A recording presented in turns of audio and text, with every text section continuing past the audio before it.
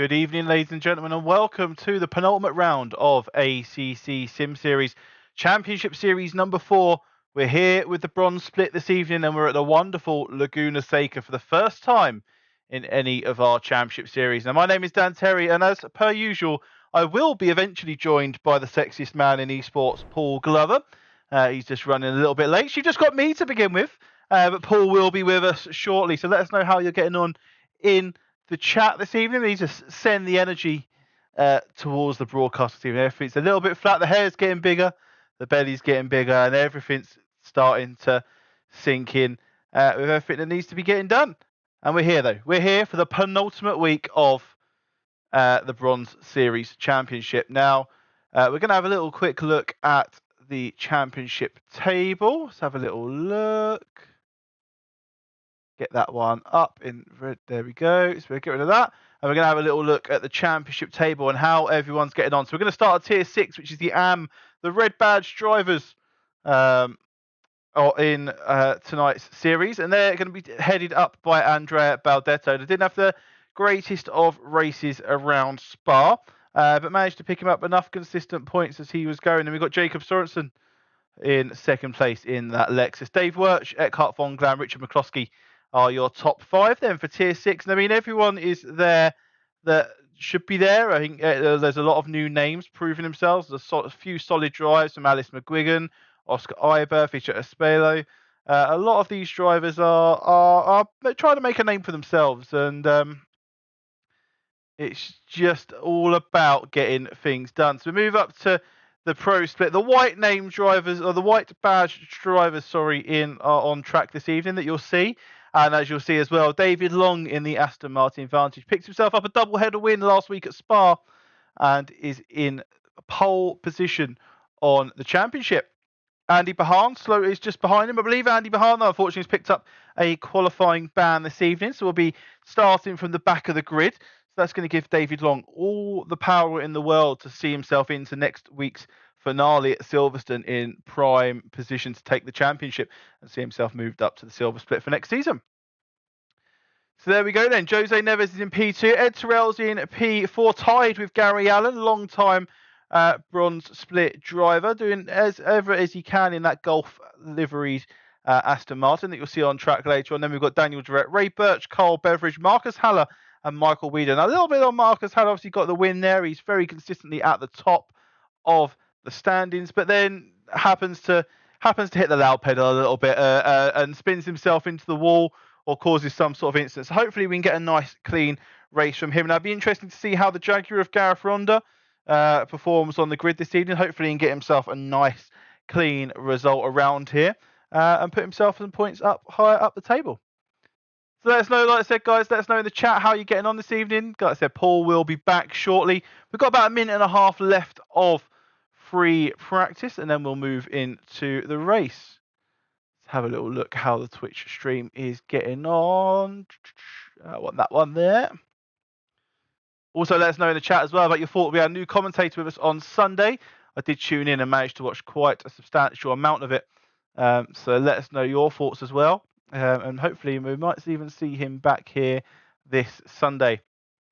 I did tune in at some point to see a looping video of a rabbit as the webcam. So hopefully we can get that sorted with a webcam for him.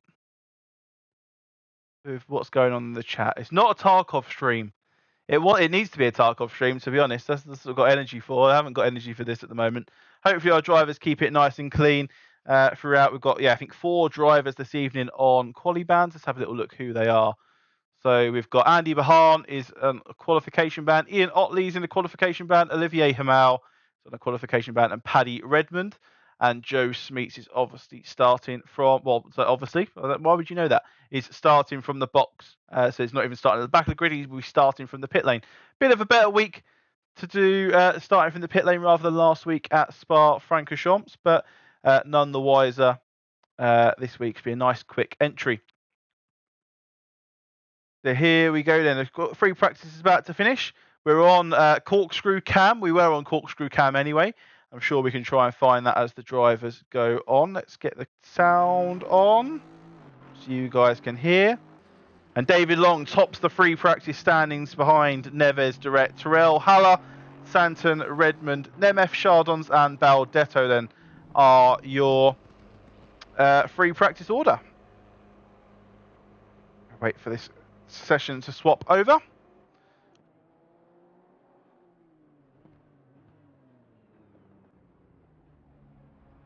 Get ourselves ready to go. Let's get ourselves in game. He says he's pressed the button. There we go. Nice view of the cockpit of the pit lane there.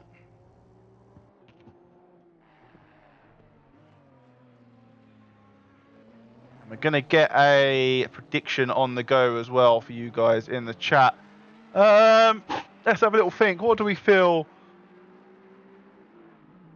Who is going to out-qualify whom?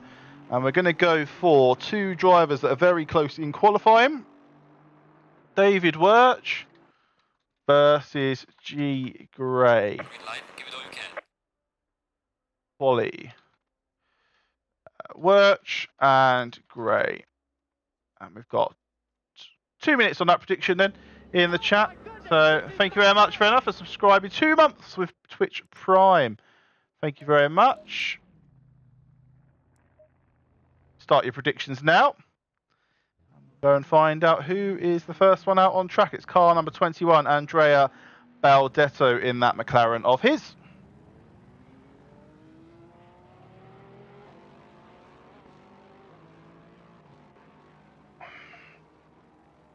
You get your prediction in chat. We're looking at Dave Wirch versus G. Gray. Both of these drivers are bronze drivers.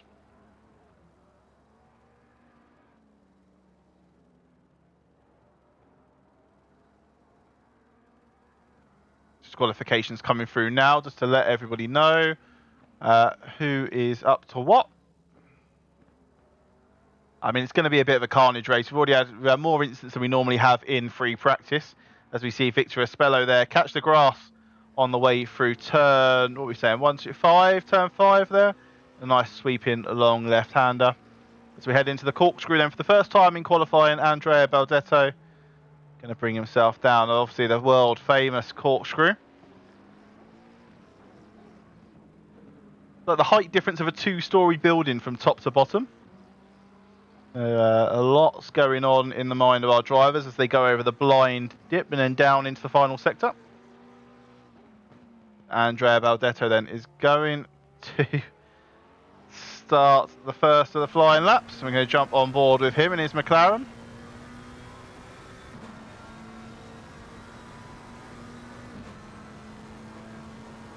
Hard on the brakes then as we go into turn 1. You want to grab as much of those 2 curbs on the inside as you can. Pull yourself around. Very similar to sort of the Mercedes-Benz Arena around Nürburgring. Then you want to dip it down to try and catch, like I said, as much of these curbs as possible. This track I see is a very much a combination of other tracks. You get a lot of the corner cutting that you would in sort of Brands Hatch through the last sector, or the end of the middle sector and to the last sector around Brands Hatch, and then, like you said, the elements like in the first 2 turns there that are very similar to Nürburgring. But then we get the very unique part of the track being the corkscrew here. Let's see how Baldetto goes through it.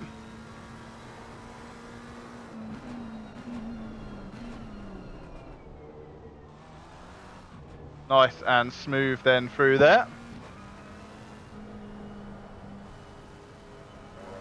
Trying to carry as much speed as he can through the final couple of corners.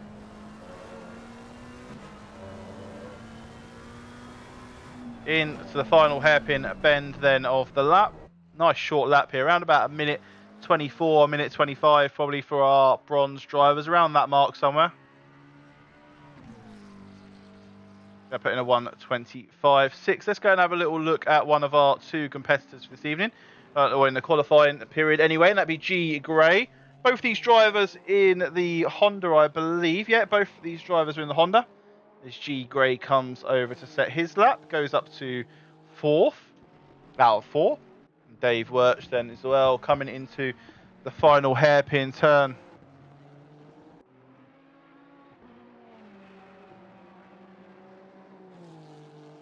Goes up to 1st then. Great improvement there. 3 1/1000ths ahead of Baldetto. Let's see how your predictions are. Everyone's put money on... No one's actually put any money on Gray, even though they were next to each other on the free practice. So everyone is back in Dave Wirch here then to secure a higher qualifying position than G Gray. And I mean, he's going through the motions so far. He certainly is, but Gray is up 8 tenths at the moment. He only needs to find 1.5. So he's up a second going into the corkscrew. Lots of time for him to find if he needs to.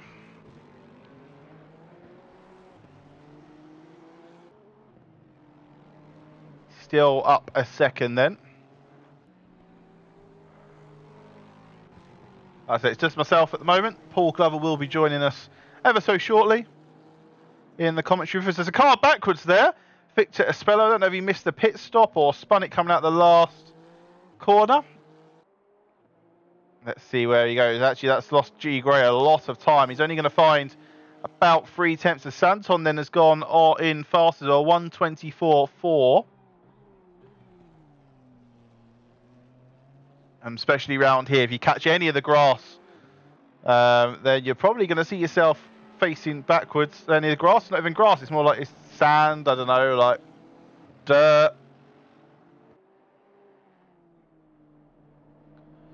But it's probably one of the most popular tracks in sim racing is Laguna Seca. It's very popular across all the games. I mean, it's not a particular fond favourite of myself, but it is in most, if not every, sim racing title in some form or another. So everyone has at least probably heard of Laguna Seca. As the number 3 braking board there goes for as big of a throw as it possibly can.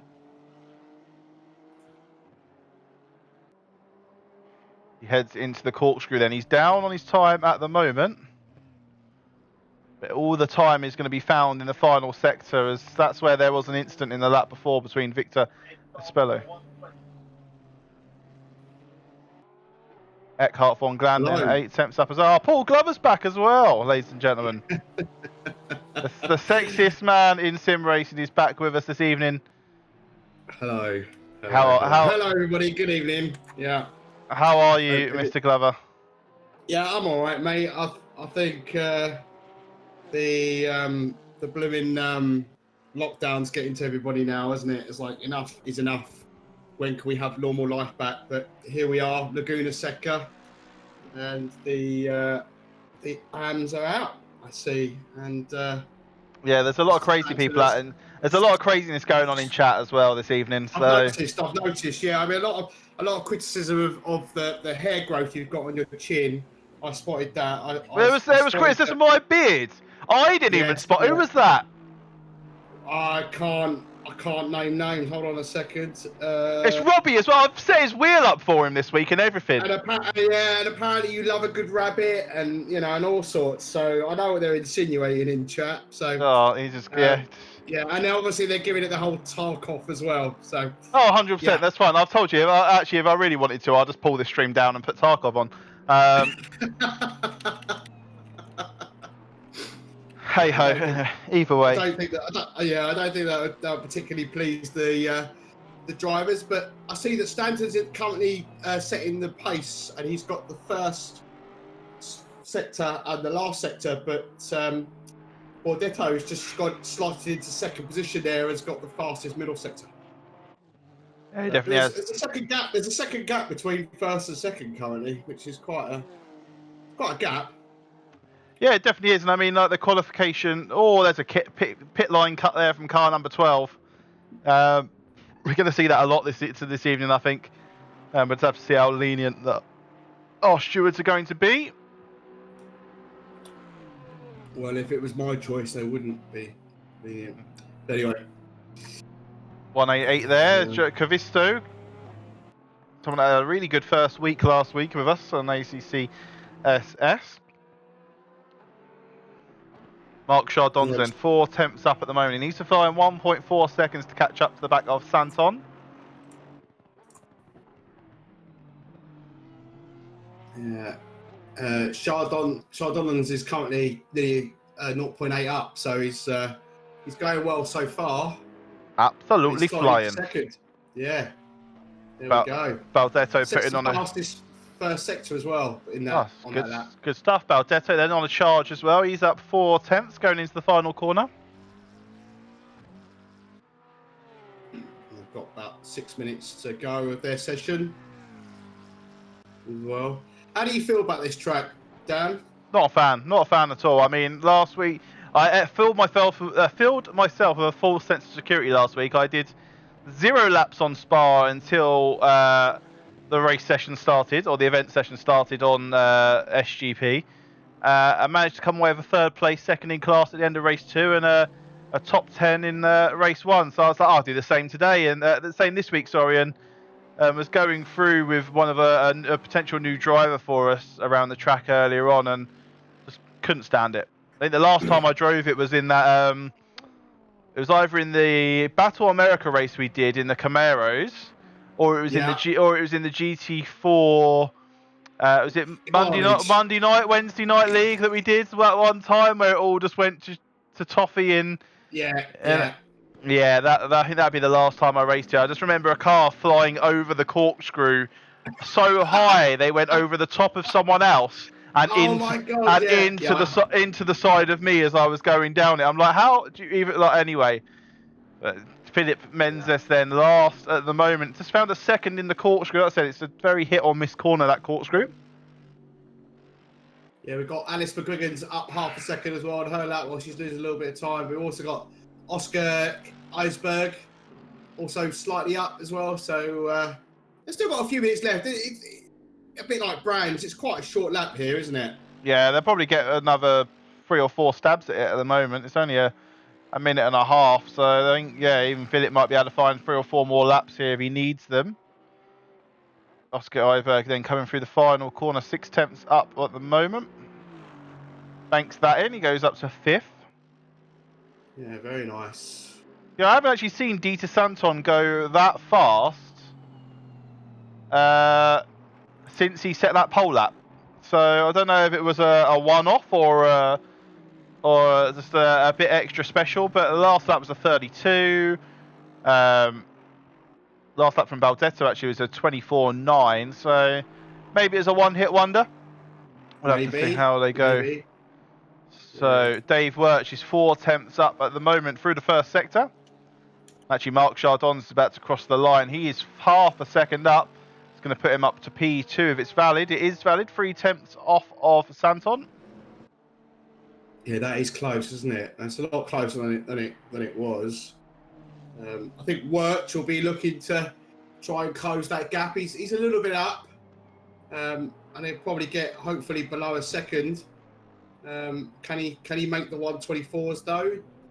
Possibly, but he's throwing a little bit of time away in the corkscrew there.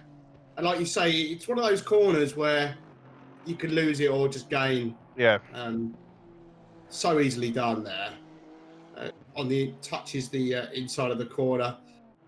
It kind of makes the car a little bit unstable there, but I struggle with that final corner as well. I struggle with this whole track, to be fair. Yeah, I'm not a fan. It's in here because it's got to be in here, not because we want it to be in here. So Craig Gibson currently half a second up on his best. He's currently sitting in 12th position in the Bentley. He's throwing in some fantastic time then.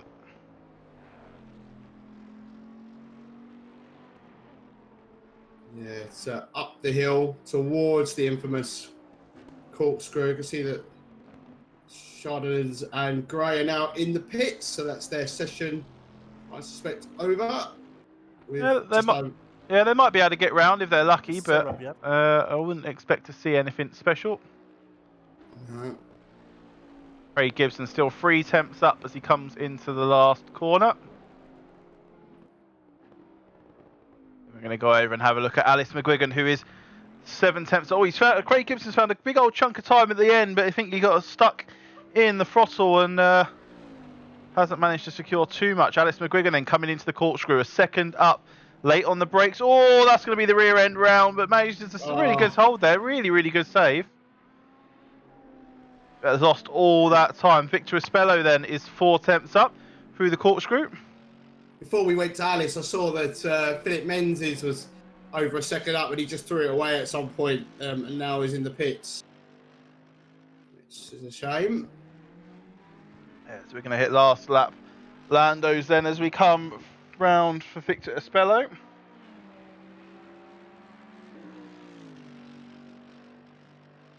Moves himself up into P5 then. Dave Wirch up into P4 for 25.2. We've got 3 drivers then into the 24s. Stanton, Chardons, Baldetto. Iberg here then. Iceberg's also up, yeah. He's up half a second currently, isn't he?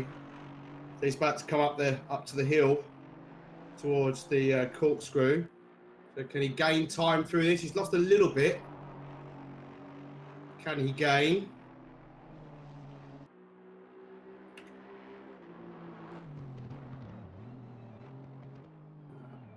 Yes, he can. I'll be interested to see if that is still valid. I suspect that might be a cut, but and he's run wide. He's binned it off anyway. Pito Fernandez, not seen much of him this evening. Pro drivers now leaving the pits to start their laps as well. Fernandez, unfortunately, currently not up on his best time. Not too sure if Craig Gibson managed to start a new lap or not. He is 4 tenths up. Have to see what the stewards have to say on that one.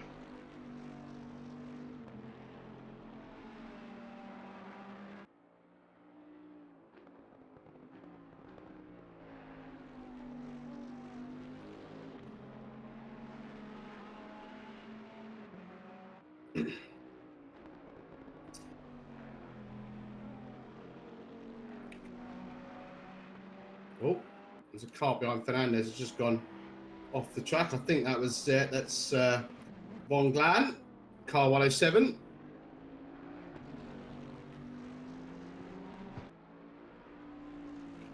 As we're still watching Craig Gibson. He's still up. He's just under a second up on his fastest. So we're looking at a 127 something. That could put him up to 11th. Maybe higher, but like you say, Dan, we're not particularly sure whether we started the lap in a valid. Not too sure. Yeah. Well, yeah, it does up to 12. So 9.77 and David Long on the back of a double win last week.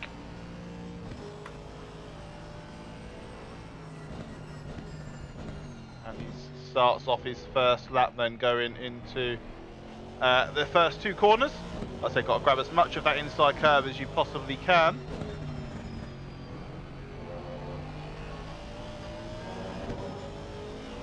Hold it. Is he going to hold it in third? He does hold it in third. A lot of our drivers either choose to drop it down or keep it pinned all the way round the corner then. Down into second then for the sweeping left-hander that's going to cut through sector 1 and sector 2. Going to head up to the famous corkscrew.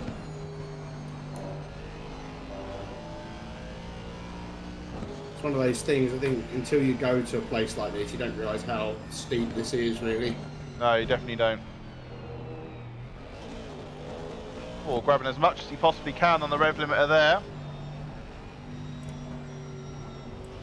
Now, Paul, have you played much, before I make the reference I'm going to make, I need to know if you understand it. Have you played much Project Cars 2 in the past?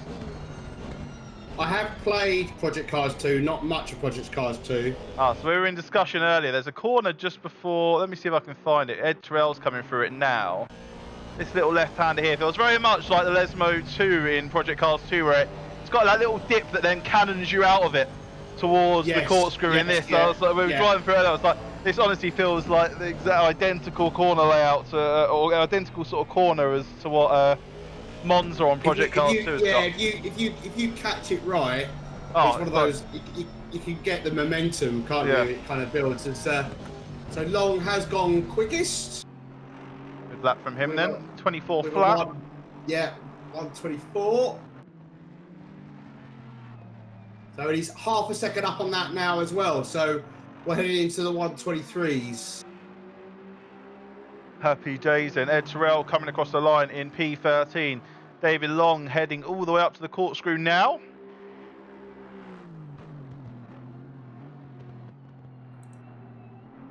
So I heard you mention Marcus Haller at the start of the stream. Yep. And apparently, this is Lars one to watch, is it? It's coming up on the stream. Oh, is it? Oh, I must have fat fingered that. Fat fingered something here. Let me turn that one off. So you're right. I mean, he's on. Marcus Haller's got pace, but like you said at the start of the stream, it's it's learning about not to hit the loud pedal so hard. Yep. But he's currently a second up at his best. His best has been a 1:25.6 as he comes into the final corner. Looking for the start-finish line. So 1:24.7. There we go. Pushes up into fourth. Ed Terrell then coming through the corkscrew, 6/10 up. Now you may think we're watching the same three drivers over and over again, but they're the only drivers that are green on our timing screen so far. So if the other guys want to get... Stephen Wally's up a little bit, but not much. And he's coming into the final corner. He's just behind Ed Terrell. Oh, excellent. We'll watch Ed Terrell across the line. I think he might have been Stephen Roll's a little wide there. I think that's lost his time, I'm afraid. That is unfortunate. Marcus Haller and David Long are both up on their laps. So's Bruce Hopkins and so's Laszlo Nemeth currently as well. So. Good stuff. And so we'll see how Marcus goes through the corkscrew. And the Audi, a very popular choice across most IGT tracks in this game. Very, very strong around Kyalami at least. I have to see if that translates well into Laguna Seca. Laszlo Nemeth 6/10 up. We'll pop back onto him as well after Marcus Haller comes. I'm on board with him. I thought he lost on the tight corner at the the one that you talked about being like Lesmo too. Felt he could have taken that a little bit better and probably more time there, but he's still a second up. So now he's 1.1 seconds up as he comes into the second to last corner in the McLaren. Over to the right-hand side, into the final corner. It's a little bit loose, but not too bad. Pedal to the metal. What does he do? 1:25.9 then for Nemeth. Yeah, up into 13th.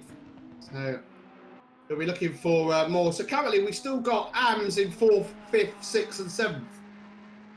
I mean, they did put some quite rapid laps in. I mean, they're all quicker than I am anyway, all those, I think. Yeah, I know. I mean, I think I managed to get a 25 flat in I cut a few laps of free practice before the server and the stream booted up. Okay, so Ed Terrell coming in 18th. He's half a second up on his time. Gary Allen's actually about 8/10 up just in front of him as well. So. Oh yeah.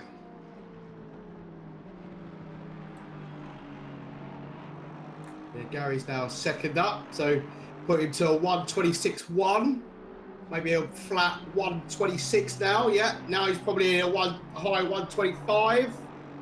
So he's definitely got some time with the ball, but he's got a car ahead of him, which is car 66. Then he's got 60 ahead of that.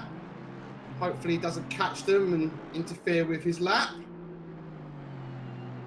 Ed Terrell's found a bucket of time through that corkscrew there. He's up for 1.5 seconds so far. And he is 1.6 now, but nearly 2 seconds for Ed. So looking for a 1:25 for Ed. Gary Allen as well at 1.6 seconds. Everyone seems to have found their time in that lap. All these drivers are improving. Ed Terrell then improves the most and goes up to P8. Stephen Wiley coming across the line with 7/10 up as well.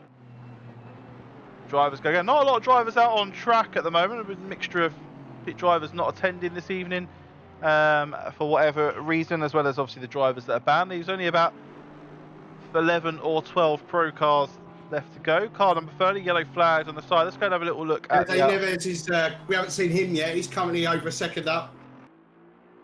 Oh, there he is. That red and green Porsche. Again, obviously got some pace. That's not, we don't question that. It's a little bit of luck. Didn't have a great time at Spa.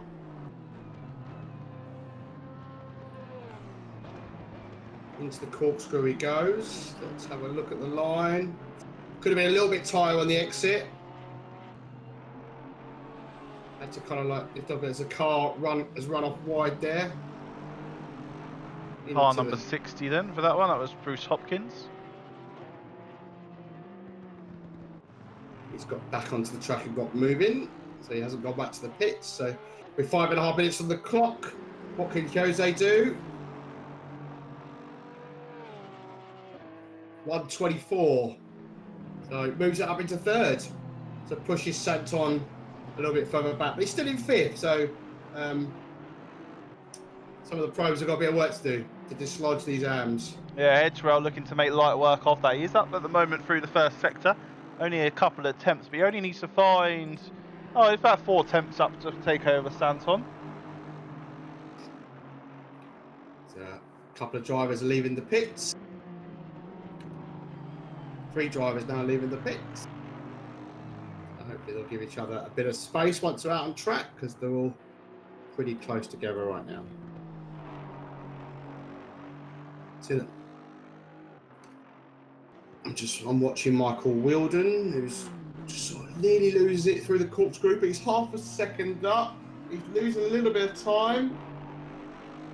He's in the porker. It'll give him a high 1:25 maybe, but he's lost the time that he did have, unfortunately. But he's still got time. He's still got just over 4.5 minutes to put some laps in. He certainly has, and I mean Ed Terrell has lost a lot of time in that last corner. He was up about 2 or 3 attempts.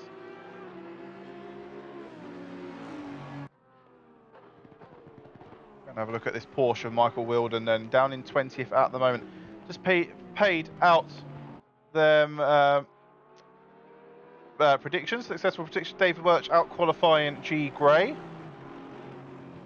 Oh, Michael Wilden just getting a little bit loose on the rear end there. It's a good looking paint job on that Porsche, I must say. Well, I like it anyway. And, a few of the top 4 are out still, so with 3.5 minutes to go, possibly still some faster times. Can Ed Terrell push Santon further down the order? There was a yellow flag out on track somewhere. I think it might be 3, 2, 1.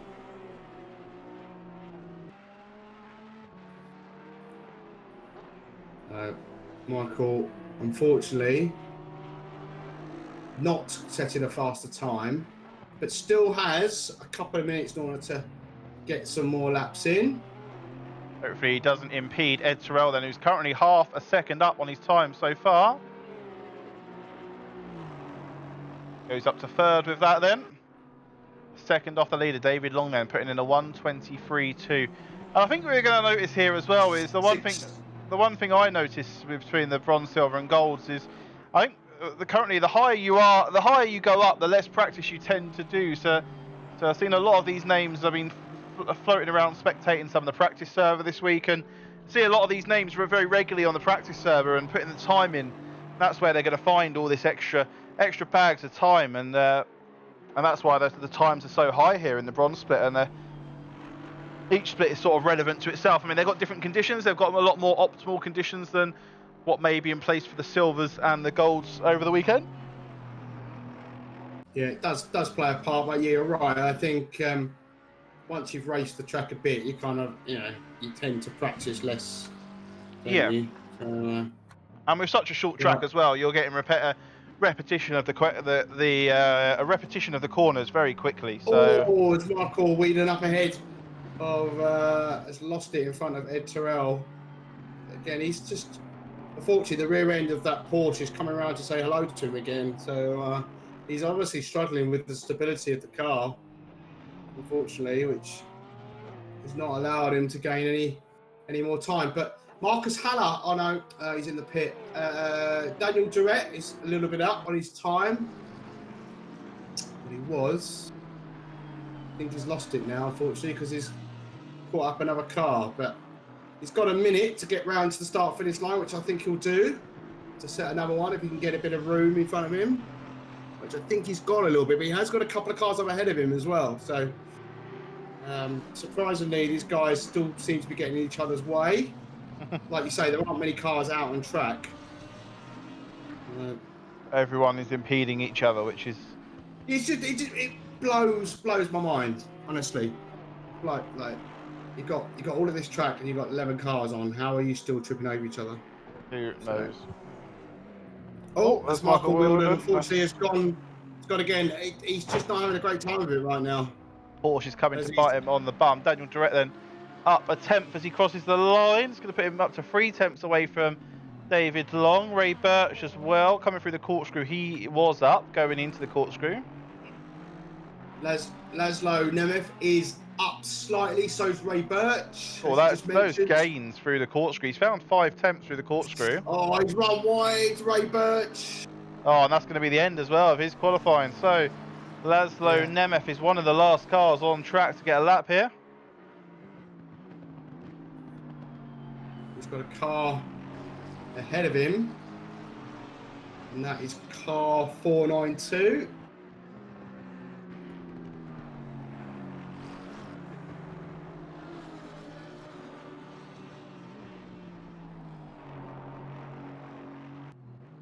I don't know who that is, but as we've had an incident, Nemeth is off the track. So something happened there during qualifying for Nemeth to be off the track.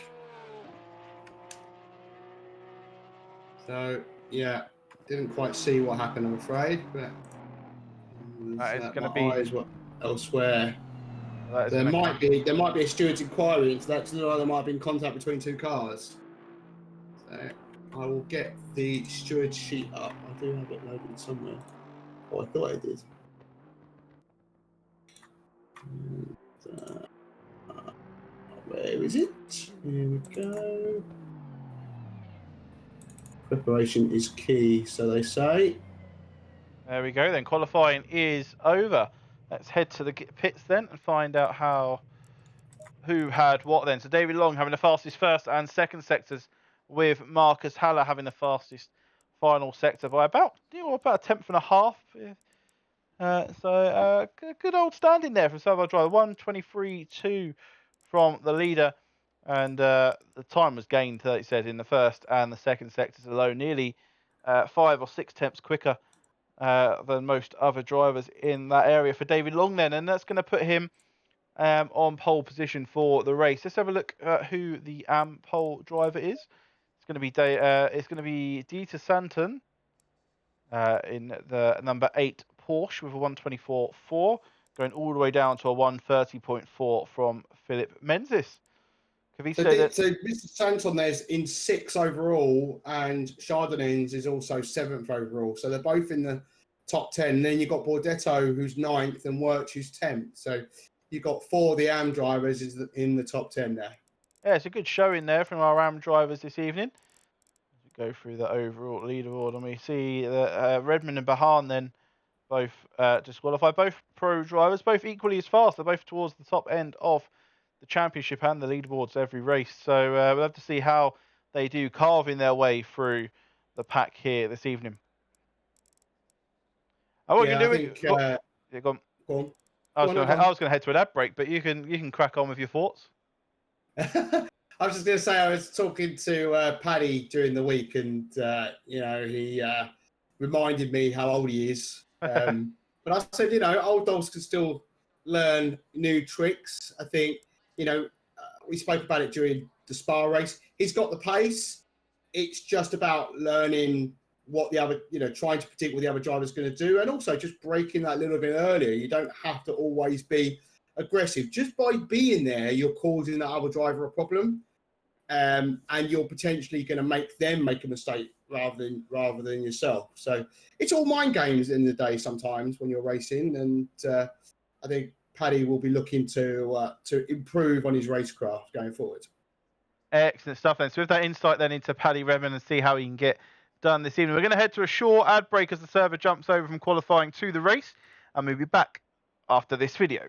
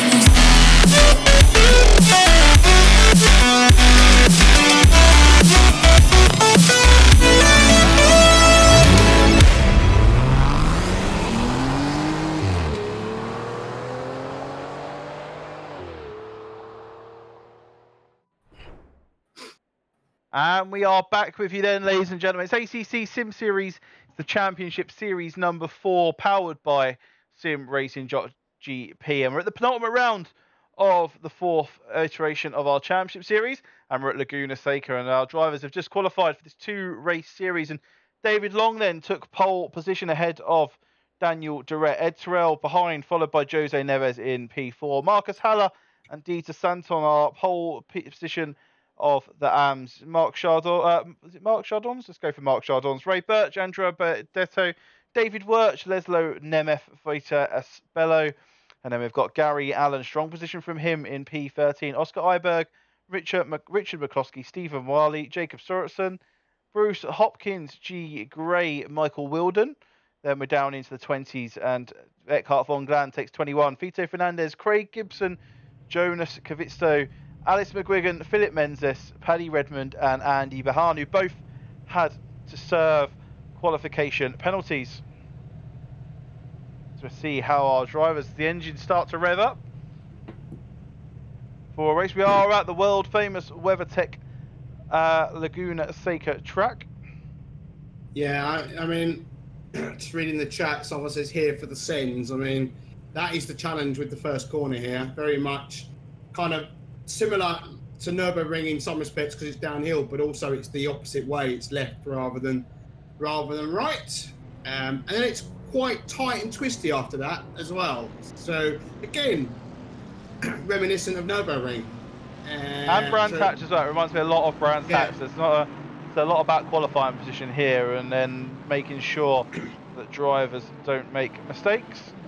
But also showing some patience, which we've touched on time and time again, which drivers do unfortunately appear to struggle with in some cases. So, you've got a 30-minute race ahead of you. You don't need to make that dive and potentially ruin your race and someone else's race. Maybe not just someone else, it could be a whole gaggle of people that you ruin, which we've seen before. So let's just make sure we try and keep it clean for the first lap or two. And then as things start to open up, the gaps, and people will make mistakes here, running wide, if you hit a little bit of sand, you hit the curbs a little bit wrong here, and we've seen Mr. Wilden and his Porsche spinning a few times, which I'm sure we'll see a replication of that during the race as well. So, we certainly will. Yeah, you don't need to force it every single moment. And my fingers are crossed for Paddy. I want him to have a better race, a race without incidents tonight.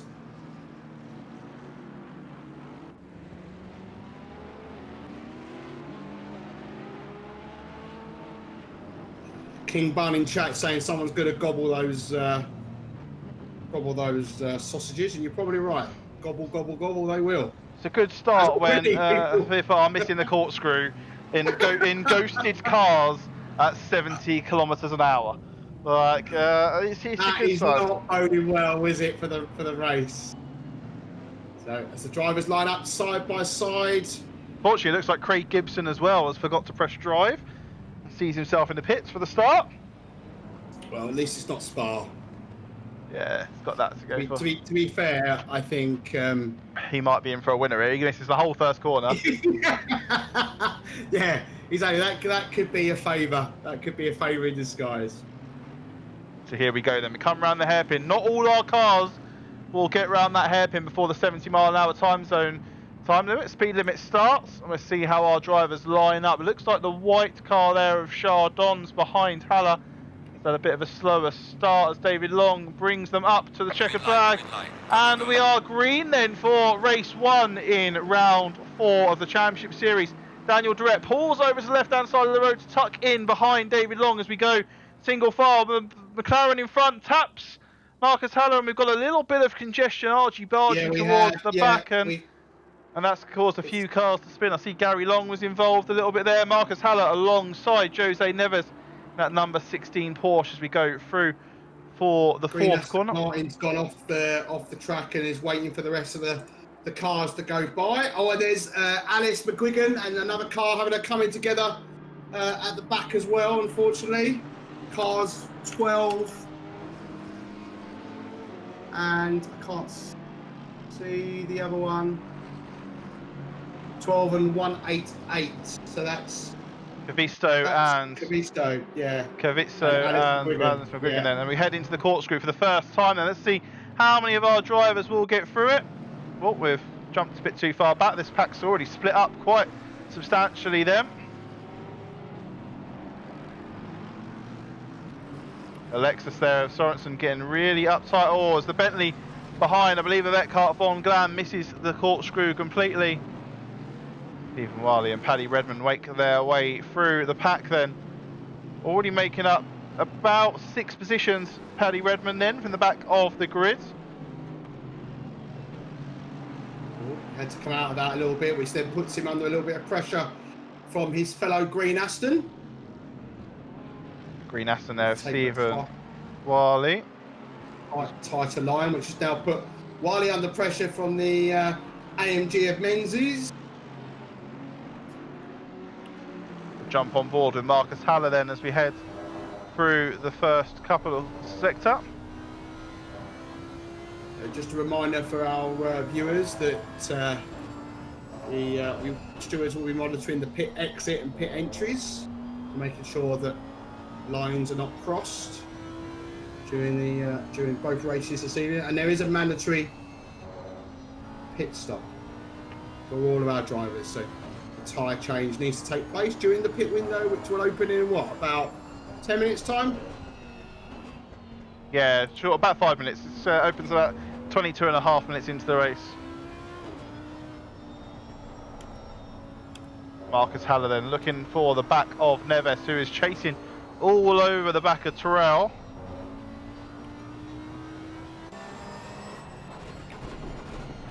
Oh, as he sends it down the inside into the final corner, spins Ed Terrell, and that's going to open the door to Haller and to Nemeth and Santon and Birch, all coming through there following that incident between Neves and Terrell. Terrell just the hopeless passenger there in the situation, and an unfortunate position to be. Let's have a little look further down the order towards car. So Paddy Redmond's now caught the back of another pack, so I'll keep an eye on him for you. Ed Terrell then, after that incident, finds himself down in 11th, but he's being pressured by the white and red Aston Martin of Oscar Iberg, who gets a little bit loose there coming through turn 3. See if he can keep it stuck down into turn 4. He can. A 10-second penalty just coming for car 20. He's under pressure from McCloskey then, and manages to close the door going into the double left, or the long left-hander, sorry. Car 20's got the penalty for hitting car 107, and there's also a 10-second penalty coming in for car 188 for hitting car 12. All sorts of carnage going on then. We head into the corkscrew again. McCloskey gets it slowed down behind Oscar Iberg, and battles raging all over the park as 3-2-1. Mr. Ray Birch is fighting himself in a little position. Gary Allen has got himself a nice little pocket of air in between Espello and Baldetto, both AM drivers. We can afford to let both these go, and he's got about 3 seconds on Ed Terrell for position behind, but he's chasing about 2-3 seconds onto the back of Ray Birch and Jose Neves then as we head into the first couple of corners. So there's only been 8 instances logged so far, which is pretty good going with 5 minutes off the clock. And there's a 10-second penalty coming in for car 16. So is that the collision we saw Neves? Yeah, Neves Terrell, on Terrell. Yeah. It's going to be that's going to have a 10-second penalty added to it. Yeah. So just an update on Mr. Redmond. He's currently behind Hopkins in 20th. I had a look as I got there. He had more pace than Hopkins, but Hopkins didn't see him as he came into the corner. So cleverly, Paddy did back out. Otherwise, there would have been a collision between the two. But it's obvious he's got the pace of these guys. He just needs to try and find his way past, or potentially wait for them to pit and then and carry on. But as you can see, there's a few more cars up the road as well, and there's a few behind. Oh, so there's a bit of a nice spread. A little bit. I think it was Mark Chardon's actually. He was really, really loose coming through the middle sector. going to be swamped here by Philip Menzies. He must have some damage to that Porsche of his because he's fallen down from Oh, he's 7th cut, down to yeah, 23rd. yeah. And he's just Oh, been absolutely sent into the sand pit by Philip Menzies there. yeah. Do you know what? It looks a little bit laggy to me. That Chardon's car looked like it wasn't moving in the best way. So it might have been lag to have a little bit of an effect there. Oh, car number 17. That is Richard McCloskey then. Has had a bit of a mare coming down the start-finish line. And where's he going? He's all over the place. He's blocking that's not even Oscar Eyes, but that is David Wirtz down in 18th position. He's lost 6 positions then on the start-finish straight. Saw a yellow flag for him, and he's definitely going to be walking wounded now after catching the curb through turn 2. Careful on that rejoin. Oh. Hopefully, if he can nurse it around the rest of this lap, the pit window will be open at the end of this lap for him. I wonder what's gone on there. Not too sure. Let's jump forward and have a little look at our leaders. Daniel Durrett now is only within a half a second of David Long. That gap was up to about 3 seconds at one point, and then Daniel Durrett's done a fantastic job of grabbing it back in. But they've also managed to gap Marcus Haller by nearly 6.5 seconds now. Okay, so McCloskey on the start-finish straight had contact with with Isberg. Oh, okay. He touched the rear quarter of. I honestly couldn't tell you who's to blame, but yeah, McCloskey was on the right, kind of moved over. Didn't really give Isberg any room, and he's tapped him round and off. He's gone into the wall. So it'll be interesting to see how the stewards see that one. See how that goes then. And Michael Wilden now in P22. Oh, brakes on the sand a little bit, and that's going to open the door for Menzies Cavisto all to come through as Michael Wilden then jumps into the pit lane. David Wirtz on the attack of Fito Fernandez for 17th. Fito Fernandez with that 10-second penalty. Let's see how he gets that done. Chardon's then in the pits as well. He did manage to get himself around that way.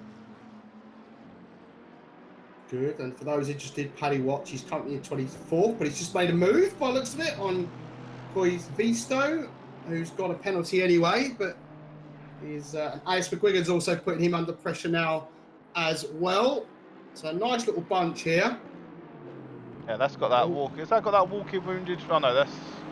Oh, yeah, it's got Richard McCloskey's walking wounded Ferrari ahead of it. Yeah. Has he not gone round again already? I think he has gone round again, which is a. It's now allowing Paddy Redmond. Oh, there's contact there as well. Come on, McCloskey, come on.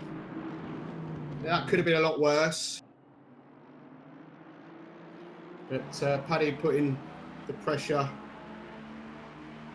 As Alex has got past McCloskey as well as they head up into the corkscrew.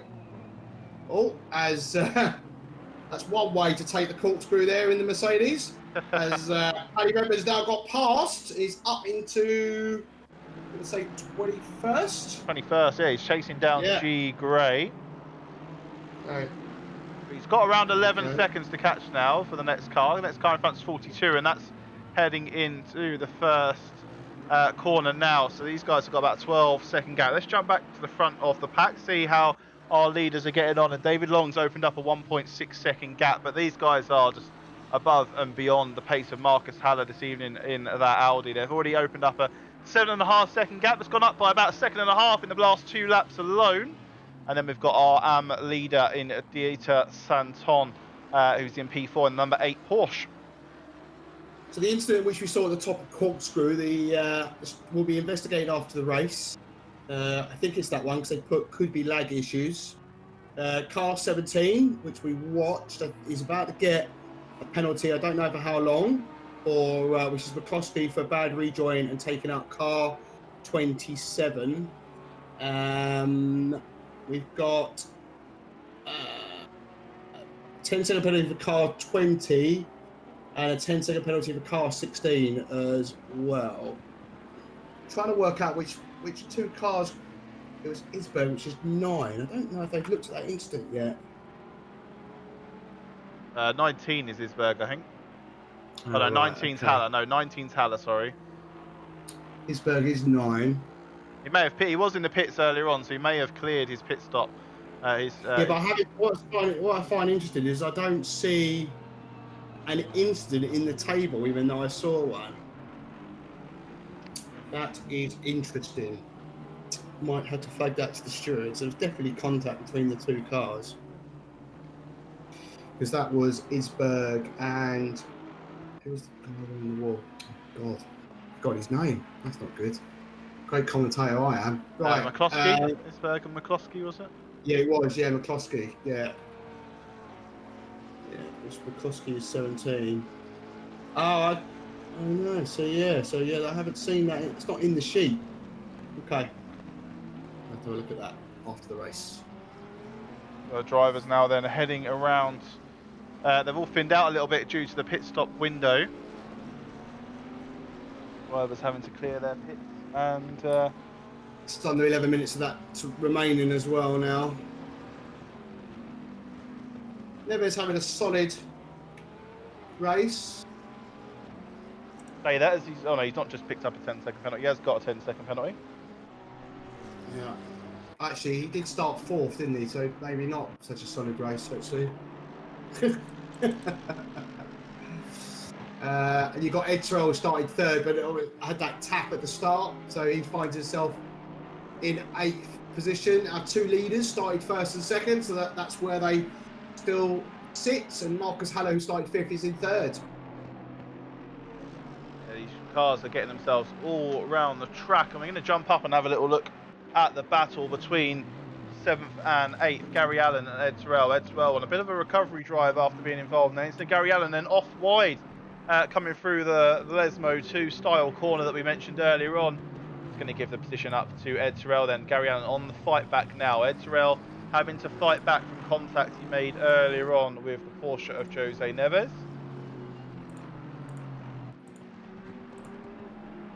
I think Jose Neves must have had another incident because he managed to keep his car going after the incident of Ed Terrell, but he's now fallen 5 positions behind. Gary Allen into the pits, as you see in the background, and actually Santon is putting pressure on. Oh, he's actually got past the Audi then of Marcus Haller, the number 19 Audi, overtaken by the number 8 Porsche of Dieter Santon. Going to put him 3rd on track, and it's going to put another buffer of about probably 20 seconds in between himself and Baldetto in P2.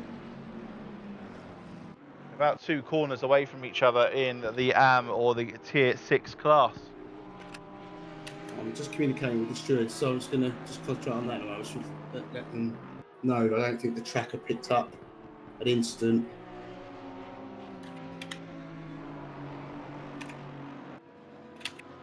Be careful they don't tell you off for getting involved. I don't really care. Andy Bahan then started from the back of the grid, finds himself in P11 before the pit stops. He's coming past number 42. That's the Honda of G Gray, I believe. I could be wrong. 42. Yes, it is the Honda of G Gray.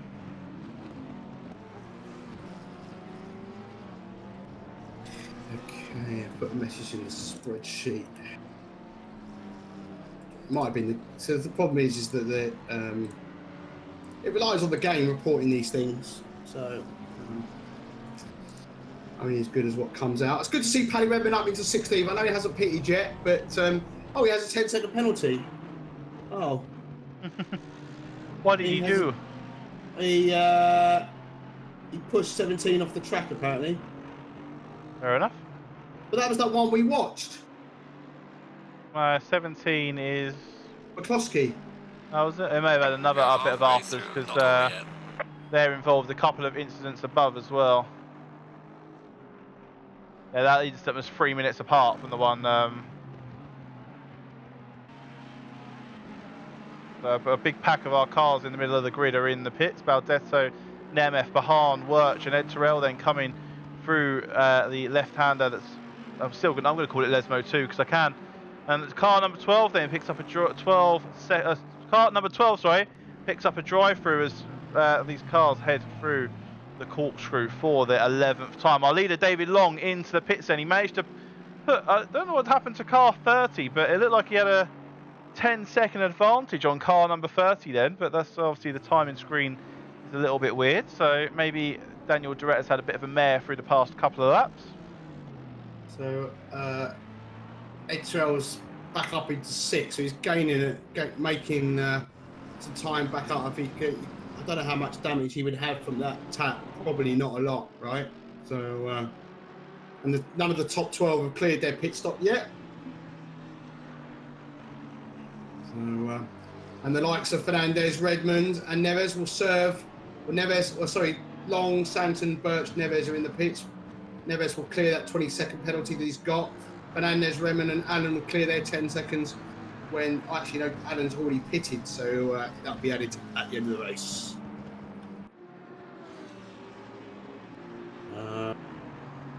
There's a 10-second penalty for car 66 for the unsafe rejoin, resulting in contact with car 720. And that is Nemeth, so they hit Nemeth, and car 66 is Allen, which is why he's got that 10-second penalty up against his name there on the leaderboard. Track temperature 34 as well. It's quite warm out on there on that track. So, Rob, yeah. Sticky tyres. It's only going to get warmer throughout the weekend. It's looking to be a scorching weekend at Laguna Seca this weekend. I've heard something around temperatures around 40, up to the 45s, 46s. So drivers might struggle to keep those tyres in optimum condition if it gets that hot. And I won't hear the end of it for another week. So let's see how it goes. It looked like Victor Espello then was off track. Haller, Terrell, both in the pits. Terrell then getting himself up to third. Neves, Menzies also in the pits. Neves is actually on his way out of the pits. We haven't seen much of Jakub Sonson, have we? No, how's he getting on? Where is he? Well, you're looking at him now on stream. So P2. So well done, paying attention. Okay, you should know by now. All I do is look at this column next to the drivers' names and see who's within a second, and click on them. I don't know who they are. I just look at where the battles are. And talking of battles, we've got Oscar Iberg then really close to the back of Craig Gibson. Craig Gibson had a really good drive, but he has yet to serve his pit stop as we go through Lesmo 2 of Laguna Seca up into the corkscrew, and there might be a bit of speed disparity here as we head on in. Nemeth over. Oh, it's the white McLaren. I mean, that was Nemeth has spun himself through the corkscrew, and that's in a good position. Like that was all done by himself, didn't it? Yeah, definitely. So David Long finds himself in 4th after his pit stop, so that's good for him. So he'll go back into the lead of the race. Oh, it's cool. That's tight there with Isberg. I think that's a lap down as well. That's Chardon's. Gibson comes there, and a Bentley in the background going into the pits. And Daniel Duret, the best a man could get, is currently leading the way because he hasn't completed his mandatory pit stop with 3 minutes and around about 30 seconds remaining of the pit window. Get another couple of laps in before needing to serve that pit then, if he really wants to. It depends how long he's going for to go for on fuel.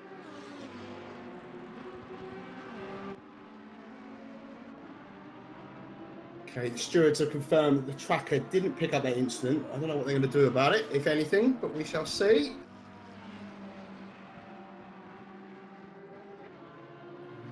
And just for those of you who are interested, on Paddy Watch, he's currently in 5th. Oh, there's a big incident in the corkscrew. 187, and 187 is a back marker, I believe, and I think Ray Birch may have been involved in that as well.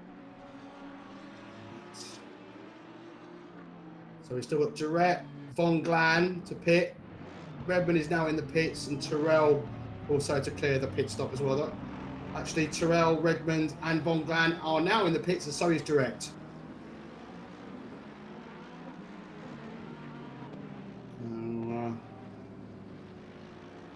As I think Sonson also, he's exited the pits potentially now. He is on his way through. So he finds himself in 6th. He started 17th. A great drive so far. I thought that he still hasn't quite left the pitch yet, so he's come out behind Ray Birch then. So 99 though, that's decent. That might have been behind actually. I'm not too sure where those cars have reset themselves. Oh no, it's behind I think Hamal, who's 5 laps down at this point. No, 4 laps down, I think, at this point. So Lawrenson still fighting for position. He's got to Santon and Durrett still in the. Durrett's had a really long pit stop here. He's still stationary, and David Long, who was in the lead and has retaken the lead, finds himself alongside. Yeah. Leads pits there as well. So Long's going to have about. I think he might lose out to Santon. Where's Santon? Santon's coming down the start finish straight now. There's Durrett as well on the inside. So David Long's had a fantastic drive here. Oh yeah, Durrett maybe has some damage that he decided to repair. Who knows? So then Santon then is on the inside. He's got obviously the warmer tyres at the moment, so try to make that count when you first come out of the behind a car that's just exited the pits.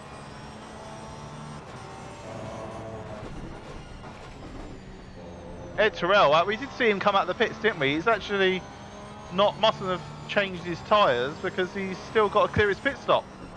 So not too sure what's happened there, but it looks like Ed Terrell may need to make another pit stop to clear that, or he's going to face a significant penalty from the game itself, not from our stewards, but from the game. He's not had a good race one, has he? He's now leaving. He's in the pit again. He hits the wall as he enters the pits as well. He's come to a standstill. 197 Philip Menzies there off on a yellow flag in the third corner.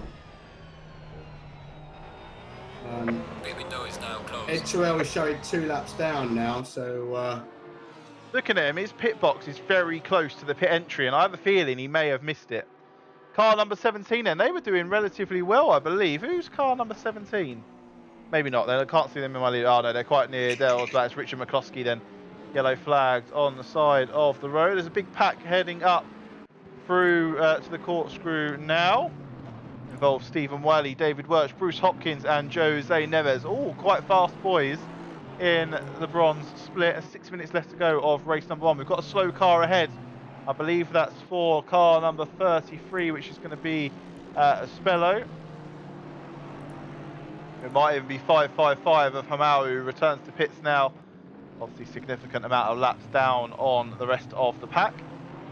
Oh, there's a mistake there from the Ferrari of Hopkins, I believe. He did stop, Terrell. I'm just checking the replay. He did find his pit box, so I don't really know. We'll find out after the race from the driver himself, but something did happen. Ed Terrell's going to come out in the. Oh, he's going to get a couple of laps down, but he's going to be in this pack of cars here that are going through. In 25th position, he finds himself.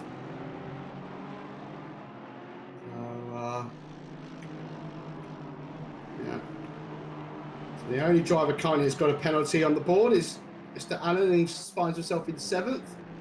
That will probably push him down to 9th by looks of it. 10-second gap. Isberger's got a 10-second gap between him and Sonson. So David Long going for a masterclass here. He's about 23 seconds. Car 27 there as well on the yellow flags on the side of the road. That is Michael Wilden. Coming past him now by the looks of it. Yeah, he is. And coming into the corkscrew then to catch the back of car number 16, which is P17 Jose Neves, the back of the pack that we just saw. And David Long Santon's actually got past Durrett now as well. So Santon finds himself in P2. He's looking to see. Does. And these guys are nowhere near the corkscrew yet as well. So that's just how much of a significant gap that David Long has got there. Coming into the corkscrew now, and it's going to be around up to Neves by the looks of it as well. I think it's Neves up ahead. Certainly is that pack involving Neves. 17th, yeah. Neves, Hopkins, Welly, Wirch, all of those drivers, and he's putting on a masterclass here. Is David Long? He's got 4 minutes left to go. He'll probably be able to lap up to P12 if these guys all let him go. There's been an incident in the corkscrew again as well involving. Not too sure who that is. It was a car. Oh, it's a couple of cars. 188 was involved. 188 is Kavisto. Is it? Yeah, Kavisto and another couple of cars there are involved.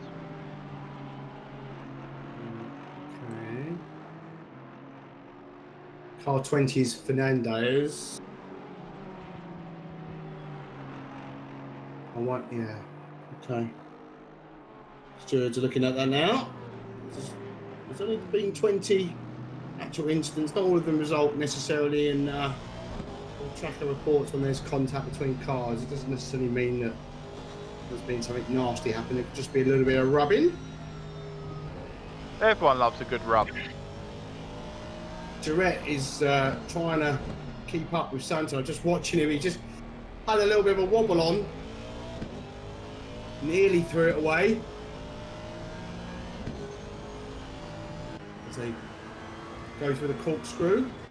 Ray Birch has got himself past Andrea Badetto for P4 as well. He started 8th as well, Ray, and Bordetto started 9th. So both made some good progress during this race. Andy Bahan's probably made some of the most progress. He started in P27, finds himself up into P8 so far. Coming through the corkscrews, that looks like it's Fito Fernandez off to the side of the road there. Is in that blue or that teal and white AMG. Yep. 3 minutes to go. We're going to have about 2 more laps probably. See where our leader David Long is. About halfway through a lap, so we're probably going to have another 2 laps. Again, just he, I don't know what it is. It's like he gets close to Santon and he gets a little bit eager perhaps, and the rear end's just slippity slip. He's a very aggressive driver, is Durrett. I've raced alongside him a fair few times, been a similar pace to myself, and he can be very aggressive when he needs to get those overtakes done. We'll have to see if Dieter Santon can hold him off as we go through effectively Lesmo 2. Olivier Hamal back in the pits again as 3-2-1. That's Ray Birch, I believe, is on the side of the road. He's had a bit of an incident coming through. Oh no, and he's had such a good progress this race. Gary Allen's through, Bahan's through, Sorensen's through. A couple of back markers are coming past, and he's got a bit of time to breathe then before Oscar Isberg comes round. There's just about a straight between them, so he's not lost too many positions. 10-second penalty coming in for car 20, which is Fernandez. Oh no! Sorensen run wide in the last corner, and then Durrett just went into the back of him. But they managed to not, have just a bit of a tap. Could have been a lot worse. It'll be interesting to see how the stewards view that. I don't know if there was much Durrett could do because Santos just suddenly came to a standstill, which is not something you necessarily expect when someone's exiting a corner. So it's hard, but they've still just got over a minute. So these guys are pushing each other very, very hard. As we're looking at David Long, trying to get past some back markers. I think he's now overtaken up to P15. I think it's Dave Wirch. It's a couple of cars in front of him in 14th. So as I'm still watching the battle for second. Again, Durrett got very, very close. Then up the net, the Lesmo just loses. It just can't take it quite the same as the Porsche. As they go through the corkscrew, 45 seconds left on the clock, and leaders now on the final lap. Completely different lines through the corkscrew there, and a back marker up ahead. So this could be interesting with the Mercedes. Needs to get out of the way if he can. Does so nicely, thank you. Into the final corner. So look, completely different lines. See, look at that. And Durrett, that's what happened last time, but Durrett took it a little bit tighter this time and was able to get alongside on the exit. And as we come down the hill into the first corner, Durrett is now into second position. So can he hold it? He can. He runs a little bit deeper. Takes a nice line there, and off he goes. He's made the move stick. He's already gapping him. So it just shows you maybe when he's stuck behind the Porsche that he can't quite do what he's trying to do. So he's just got to keep it on the black stuff. And I think that second position is his. David Long then is coming through the final sector now. Looks like Haller's going to get the move done on Baldetto as well. As they all start to wrap round for the final lap. A lot of cars out of position. I think everyone down to about 19th is a couple of laps down. David Long then with a 30-second gap. Absolute masterclass around Laguna Seca then is going to take leader the has checkered finished the race. flag for race number 1. Oh, the two guys in seconds. I mean, they're so close. It's just, yeah, brilliant. Love it. I just watched the wrong thing, didn't I? I was watching something else and realised it was like moron. Yeah. Haller then gets past Baldetto, and we'll see where these penalties sit before we start our driver of the day vote. So to vote for driver of the day, how it will work in chat, we do the top 10 drivers of the entire race. We'll qualify for driver of the day. We're just going to see where Gary Allen's penalty settles him down in the running order. Yeah, that's I think maybe what 10th? So he's going to be 3, maybe 5. 9th. It'll be 9th. I think it'll be 9th. It'll be 9th, but that's still decent considering he started out of the top 10. So certainly will then. So to vote for the driver of the day, then it's P1 in the chat for David Long, P2 for Daniel Durrett, P3 for Dieter Santon, P4 for Marcus Haller, P5 for Andrea Baldetto, P6 for Gary Allen. P6 for Jakob Sorensen, P7 for Andy Bahan, P8 for Ray Birch, P9 for Gary Allen, and P10 for Oscar Isberg. That's going to be your top 10 order. We'll pop over to the podium. I fill that in. Yeah, so if you were Neves, you'd be disappointed with your performance in that race. I mean, you qualified 4th, finished 17th. We've got Jakob Sorensen, who started 17th, finished 6th, and Andy Behan, as you said during the race, the biggest gainer there, started 27th and finished 7th. So gained 20 positions. Even I could do the maths there. Good work there, Paul. Well done, mate. Thank you. So, yeah, and David Long, just on another level, I think, that race. Another level. Yeah, boy band of the 90s. Showing my age. Showing your age and your hairline there. So David Long is going to take driver of the day for race number 1 then. Hairline. There you go. Good shape. It's all in good shape. It is. So he's going to take driver of the day for race number 1. Keeps moving the video window. I have to keep rearranging the camera every time. Oh, I'll tell you about it. Honestly, it's a bit of a nightmare. Let me have a little play here. I've done it. He's saying somebody need a booster seat for Paul. He's a tiny man. Tiny Paul. But anyway, that's going to be the end of race number 1. We're going to head and hit you with a short ad break as the server jumps over to race number 2. And we'll be back in about 30 seconds.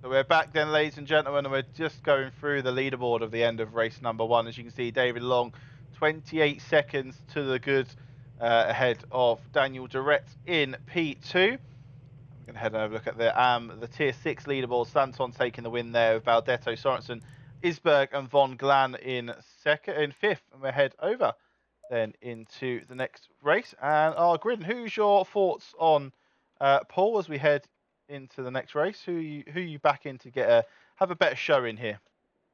Neves, I think he'll want to have a better showing.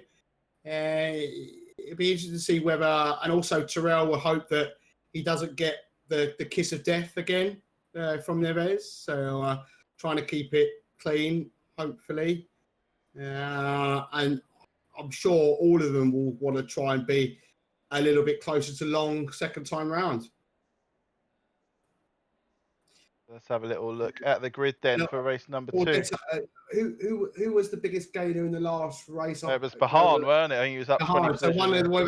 So whether that's a one-off or whether that could be repeated. So gaining 20 positions. Here we go then. We're going to walk through the grid for race number 2. David Long on pole position. Daniel Durrett in P2. Ed Terrell, Jose Neves and Marcus Haller are our top 5 pro drivers.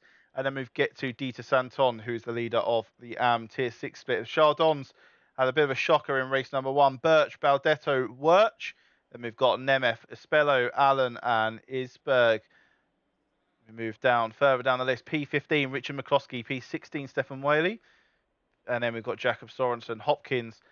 Car missing there. I think that's Michael. No, it's Michael Wilden's down in 20th. Von Glan's 20th. Fernandez 21st. Gibson, Cavisto, McGuigan, Menzies, Redmond, Bahan, Hamal. And we've had a car miss out somewhere. I'm not too sure who that is. I think it might be G. Gray. I think G. Gray has left the server.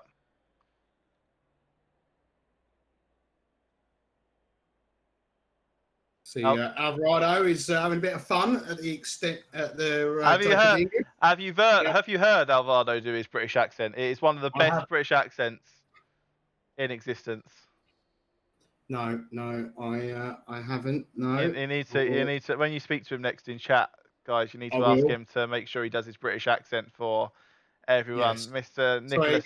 Sorry, I should have referred to him by his correct name, which is Avocado. Apologies for that. Nicholas, literal keyboard warrior, Avocado. Avocado. I mean, this car is greener in envy than Avocado is in real life. Like, let's look at that. Like, that is literally Nicholas's car for next season.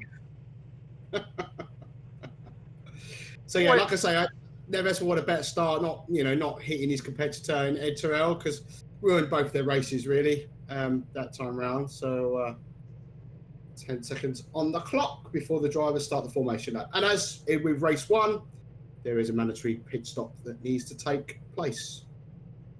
Only the one pit stop though. A few drivers are having 2, 3, maybe even 4 pit stops, I think, from one of our drivers in race number 1.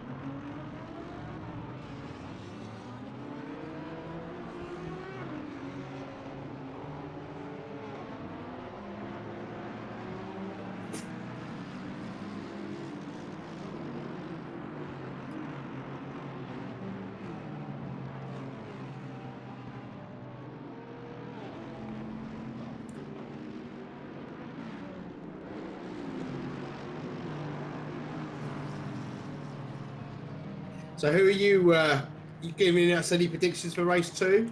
We can do a little prediction. Let's have a little play around with the predictions, see what we can do. Let's have a look at the leaderboard.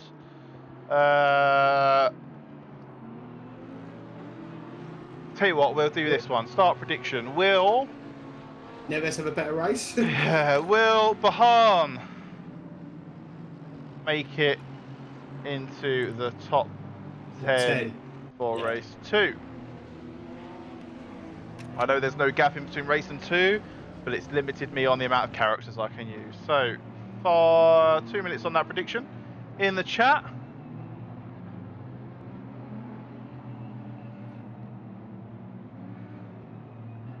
As we see if our drivers can get themselves through the corkscrew.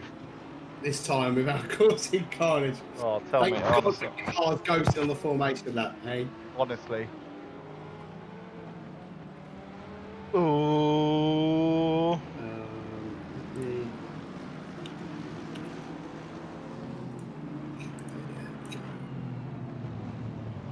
Right, so through the corkscrew they go. Getting the tyres and the brakes all nicely warmed up.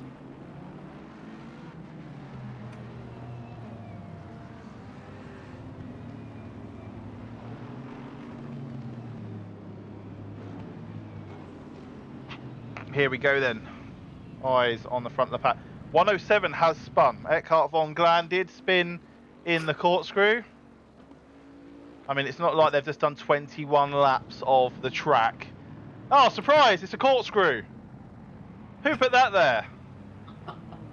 21 laps they've just done, plus qualified and free practice. You watch how many. You watch me spin it tomorrow on the formation lap. Yeah, that's it. Yeah.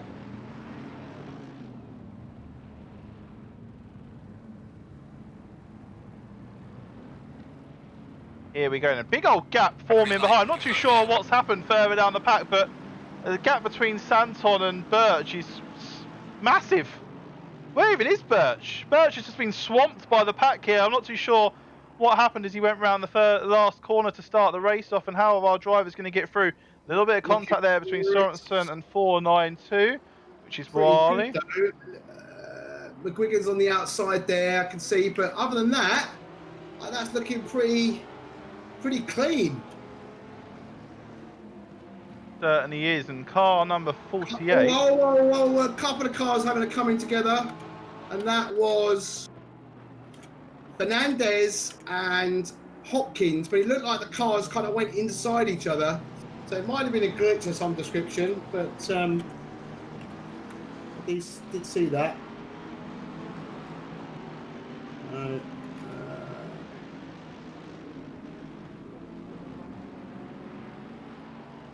So far, only 3 instances have gone into the sheet, so that's not too bad. Oh, Vitor Espello, no, it was Vitor, it's Jose Neves. Had a bit of a bit. There's a Mercedes coming in pretty strong, and so's Alice McGuigan. Oh, they managed to avoid each other. Oh, yeah, the trees just there. Yeah, those trees are so annoying. Wish someone would cut those down. Oh, there's Craig Gibson's had a mare coming through. Oh. That's a lovely livery though. Just yeah, the mare going through.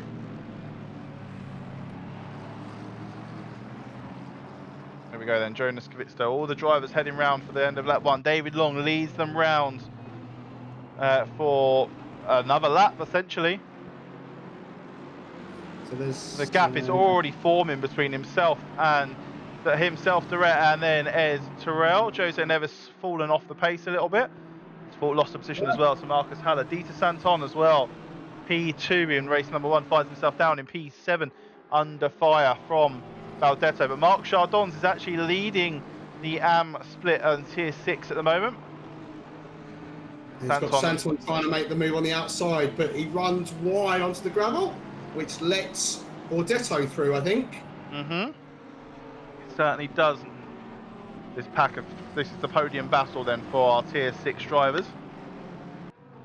Chardons leading the way as they head into the corkscrew for the second time in this race number 1. We've got 4 instances currently being looked at by the stewards. I'll keep you updated on those.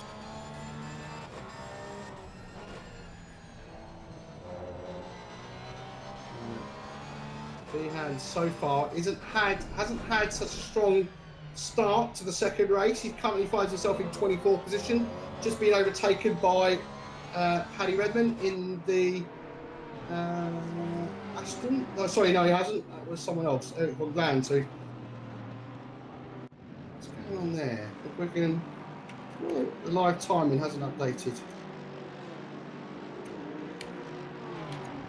Andy Behan's currently in 21st. Sorry.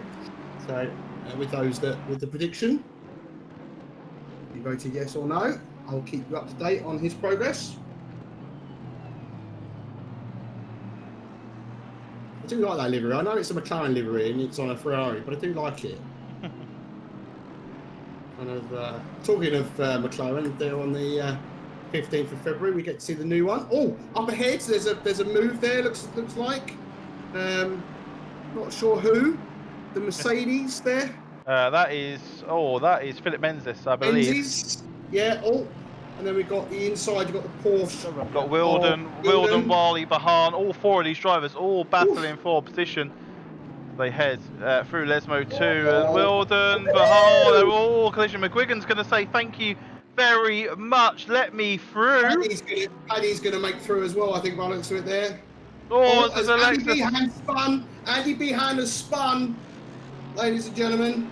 Oh, that is really unfortunate. And Luke Jacobs, 27th. Jacobs. As the McLaren. There's an incident in, I think, Kvitsto as well. Yeah. Yellow flagged, and everyone's having a mare with a corkscrew this lap. And Who was the Ferrari that was off there? I think that was. It wasn't McGuigan. I think it was Hamal, maybe Hopkins. It might have been Hopkins. It was Hopkins. Again, we are keeping Mr. Dan Terry up. Sorry. It's okay. It's all right. Ray Birch then leads another pack round. Finds himself in 12th position. Started 8th, though he's lost a few, but not too many. Nemeth has gained a few. He started 11th. He finds himself in 9th. Detto's done quite well on the first few laps. He started 9th. He's now in 6th. Chardonnay started 7th, and he's up to 5th. And also Heller started 5th. He finds himself in 4th. But Durrett is now 2.2 seconds off from the leader, David Long. Excellent bit of throttle control there from Ray Birch coming. Wilden, car 27's got himself a 10-second penalty for hitting car 492. Oh, Philip Menzies has lost it on the corkscrew. That's going to put him round, give him a couple of positions away to car 12, car 107, car 27, car 43, 65, 55, all making positions here. Oh, he needs to be careful on that rejoin. You can see there's cars on their way around. Maybe a little bit of lag there as well. Car 107's about to get a 10-second penalty. Oh, 27's around as well into the pit wall. So not too sure what's happened there. I expect this probably run onto the sand coming out the last corner, and now sees himself facing backwards down the start-finish line. You're probably right. Yeah, he's doing the right thing. He's waiting. Oh, but there is a car coming. Oh, he didn't wait long enough. Luckily, no collisions occurred there. We've got Alan all over the back of Santon. Oh, there's going to be a collision. That's more going to be Santon losing. Oh, as he spun round Gary Allen as well. Santon lost it on the inside of Lesmo. Well, whatever, Lesmo 2 in Project Cars 2. That was the reference we had earlier. Oh, these guys are all over the gap. That McLaren has managed to get out of it, and unfortunately, Santon there didn't see him on the. Maybe needs a bit of room, but. Oh, who knows? Dave Workstone's had a bit of a mare going through the same corner as where Santon and Allen had a collision. Paddy Redmond's up into 16th right now. Flying. Man is flying. Good progress. Oh, I think that was the McLaren in the background again going off into the final corner. Pit window is opening. Yeah. Somebody went very wide. We've got a 10-second penalty coming in for car 16. Car 16 is going to be Jose Neves. They're not having the best of race 2. He's qualified 4th, down to 10th. Obviously, if the drivers feel harshly penalised, they can, of course, protest the decision. If Ashley Bloomfield ever makes a protest, it will be automatically denied. I mean, didn't you make a protest and it was automatically denied? Not automatically denied. No, I felt it was a justified. All my other ones protests have all been agreed. I felt that it was a little bit racing incident, which is fair enough, and that was my opinion. I couldn't decide whether or not that. So I thought I'm going to submit it because wasn't 100% clear for me. So it was an unsafe rejoin for Neves, which is why he's getting the penalty. And we have a 10-second penalty coming in for car 492, which is Stephen Wally. Oh, Neves really loose coming through the final sector, trying to find the grip where he can. Oh, yes. Car 60's got really high latency at the moment. Hopkins. Oh, I don't think Jose Neves got that slowed down in time. He was flying into the pit. Alice McGuigan is up to 16th.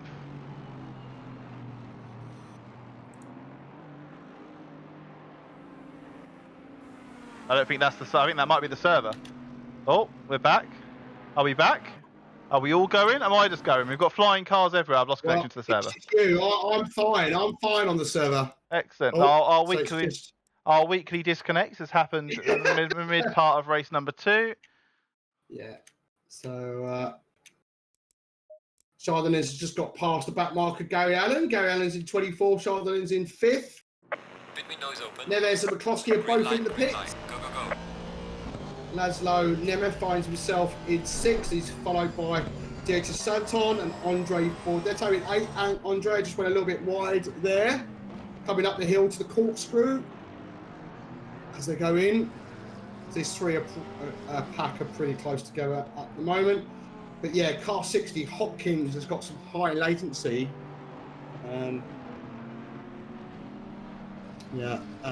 Penalty, so 492, I think, has got 2 10-second penalties. No, sorry, scrap that. He's got a 5-second penalty incoming, so he'll have a total of 15 seconds worth of penalties for crashed into another car. You sure why? Is that Andy behind him? Stephen Wally is 492. I was just looking at something I saw on stream. But Andy Bahan's having a bit of a mare of a race. I think he finds himself, he's down in 25th at the moment, already a lap down going into the pit. So I think that prediction may be over. No, the quote is, where we're going, we don't need roads. But anyway, from Back to the Future, not streets. Which is what's just been said in chat. 10-second penalty for Olivier Hamu, car 555. 10-second penalty for car 43. Oh no! Paddy! He finds himself in 10 seconds. To be fair, I think we saw the incident which he was given a 10-second penalty before. And I don't know. I wonder if we can test that one. Anyway, and and there's just all incidents have now been reviewed so far. So you've got Von Glad with 10 seconds, Wilden with 20 seconds, Redmond with 10 seconds, and Wally with 10 seconds. And because none of them have done their mandatory pit stop, that time will be spent in the pits. And none of the top 18 so far have pitted yet. Neves, talking about getting a better race, has actually been in the pits now for nearly 2 laps. So I think he may be completely out of the race. Oh, that's a shame. So is Dave Wirch as well. I think they've both retired to the pit lane. Both of them. Oh, Bordetto has just spun and into the wall. Unfortunately, would have picked up a bit of damage there. I'm not sure if he lost any positions, mind. There's quite a big gap in there, isn't there? Yeah. They're all spread out, these leaders, as they did in race number 1. And Long's already picked up a 5-second gap to Durrett. He's picked up an 8-second gap to Terrell. Hallery's chasing down Terrell, though. He's only about a second behind him. He is indeed. But because of that off, Ray Birch is putting Bordetto under a little bit of pressure, so I'll keep an eye on that for us. We've got just under 10 minutes of the pit window to go, and just over 17 minutes of the race left.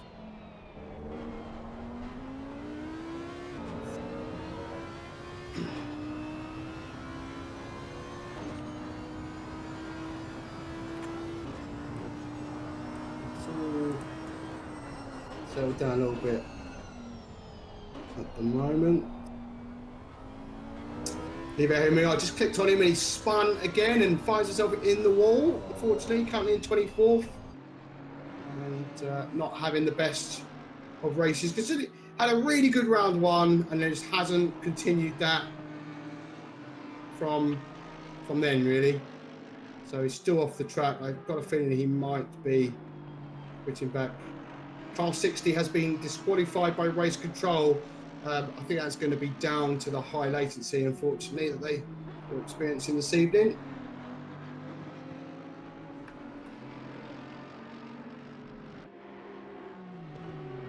Either way, I'm sure we'll hear about it at some point.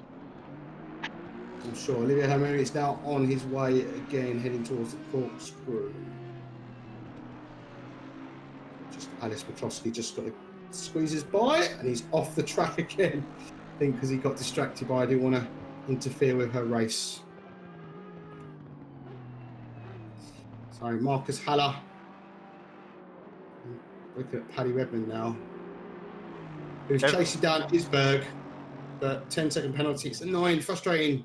Hasn't had a clean race yet. Not one. Blames the old age, but I told him that's not an excuse. he does watch the streams back, so I know that he will hear my words. The words of encouragement. Exactly, yeah. And so, what did he say to me? Let's have a look. Said, hi Paul, just watching the stream from last night. Agreed, certainly need to be better with my racecraft. Unfortunately, as I rapidly approach Oh, 70. Stephen not Wiley sure has spun himself round on the corkscrew. Sorry to interrupt you there. That's right. He's got to let all these cars pass, and he's ejected back to the. Isberg finds himself in the pits. Yeah, so he says, as fortunate as I rapidly approach 70, I'm not sure my reactions will improve. However, this series is the first time I've been involved in online racing. I think my anticipation will improve. And I said, don't go using your age as an excuse. He's using them as a learning curve. So yeah, he's even in his older years, later years, he's still a rookie. So, and that's what ACCS is all about, right? We're here to help people learn how to deal with pit stops, racecraft, and everything else. So people are going to make mistakes. No, they certainly will. Yeah.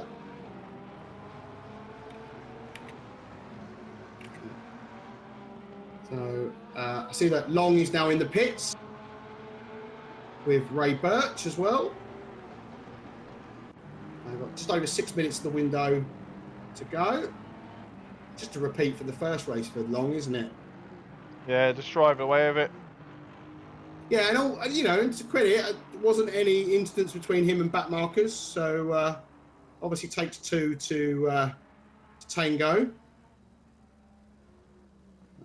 As he comes around the last part of the pits. Bristow then lets him slot back in front, so he hasn't got to worry too much about him. Yeah.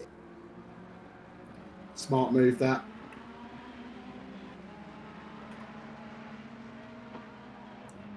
So Daniel Durrett is currently our race leader.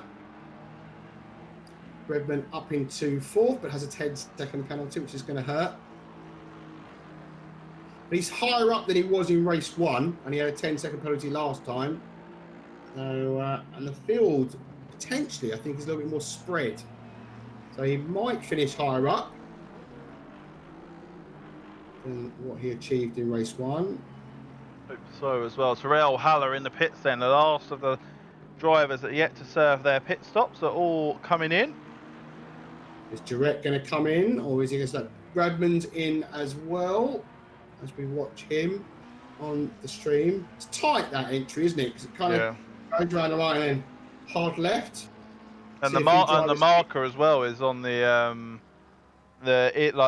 straight, not on the corner, after the corner. So you have to slow down for the straight. Right, okay. So 197 yellow flag. Then that's going to be Philip Menzies, still yet to pit. Having a bit of a mare around the side of the track. I'm about to see a 10-second penalty for Richard McCloskey then, causing an incident with 492 Stephen Wiley. Andy Bahan's down about 3 laps now, I think. Let's have a little look where our leader is now. 2 laps down on our leader at the moment. Unfortunately, if any of you bet your coins for Behan to finish at the top 10, unfortunately, I think you're... they're going to be gone. Yeah. Yeah. 10 minutes left to go then on race number 2. As David Long there heads through Lesmos 2, chasing down Daniel Durrett after the pit stop as well. Still yet to pit is Durrett, and he's going to see how big the gap is when he eventually does come in. Down to the corkscrew then with Alice McGuigan behind.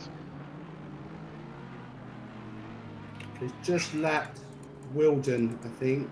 I thought that was McGuigan, was it? Oh, Durrett, sorry, yeah. McGuigan actually having a really good race. She's up to P19 overall. Very nice. Started 24th. Made some good progress there. Have a look at where these gaps all lie after the pit stop window closes, and we're going to stay on board with this driver here, David Long. He's had really a drive of champions essentially for the past 4 races now at Spa and at Laguna Seca. A little bit under pressure at the start of both races, but has just showed real champion's determination just to pull away and set a precedent for the rest of the drivers to try and chase down his coattails, and no one's been able to hold on, I don't think, over the past 4 races. No, they haven't. And I'm just looking at Redmond. He finished in 18th in race 1. He now finds himself in 14th after clearing his penalty in the pit stop. He's in a bit of no man's land. He's got Allen 7.5 seconds ahead and McCloskey 9.5 seconds behind him. So 14th, I think he'll be pretty happy with that. He started 26, so if he can keep it on the track, and as 10-second penalty comes in for car 17, which I think is the one you mentioned a couple of minutes ago. Yes, that is going to be for McCloskey then. Yeah. Gary Allen gets himself past Ray Birch up to 11th. Fantastic drive from him, and see how he can defend from Ray as they carry on through the rest of the race. Redmond goes and makes a move on Isberg by the looks of it for 13th position. I don't really know. Maybe Isberg was in the pits and that's something I missed. But no, the only one that was pitting was Menzies. And actually, Menzies has done the same as Ed Terrell in race number 1 and has pitted and not cleared his pit stop. So I have to see if he goes through again. He's got plenty of time. He's got another minute 40 on the clock. So yeah, Redmond up into 13th now. So not quite sure what happened there. But he's now only 5.9 seconds behind Birch in 12th. So he's got just under 9 minutes to see if he can gain that position. And obviously Isberg will be hoping to stick onto the back of the Aston. As we're looking at Gary Allen in 11th. So Redmond will be trying to get onto the back of these guys here, if you can.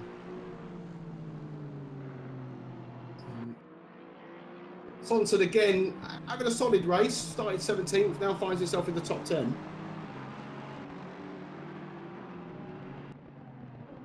Yeah, I mean, if he's challenging for the championship, then he's going to have to put in some of these fantastic results and get himself up there. He's currently looking at P5 in the championship. This might not be enough as we head into Silverstone, our championship finale next week.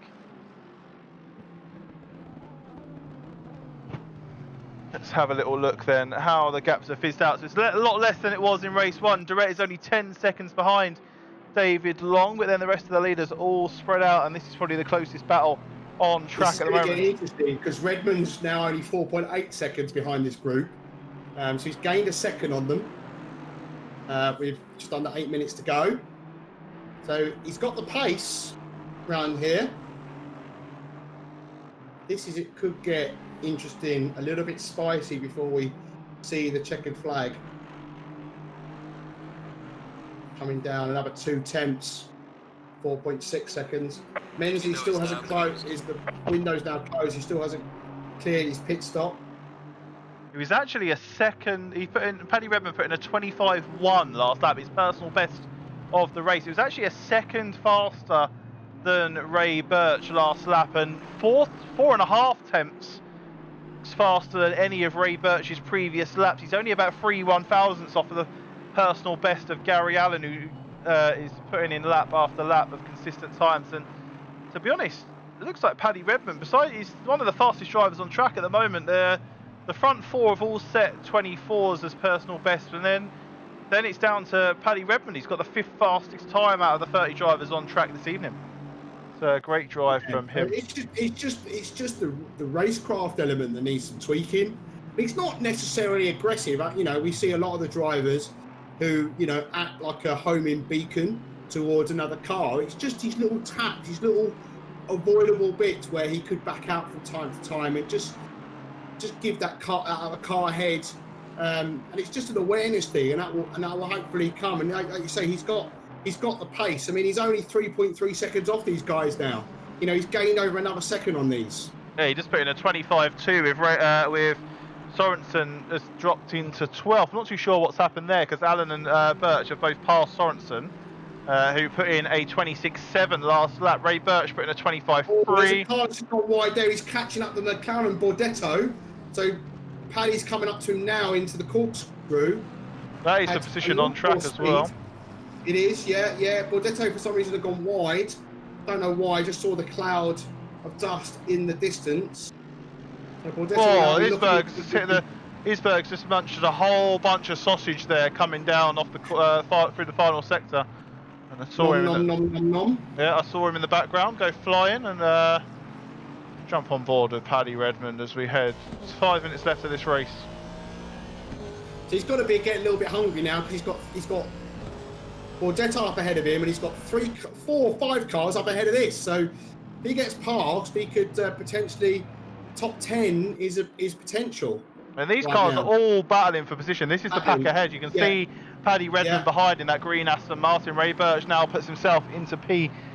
Paddy's made the move on him. Paddy has made the move on him. There we go, up into 12. He's already, that was easy. It was like he weren't even there.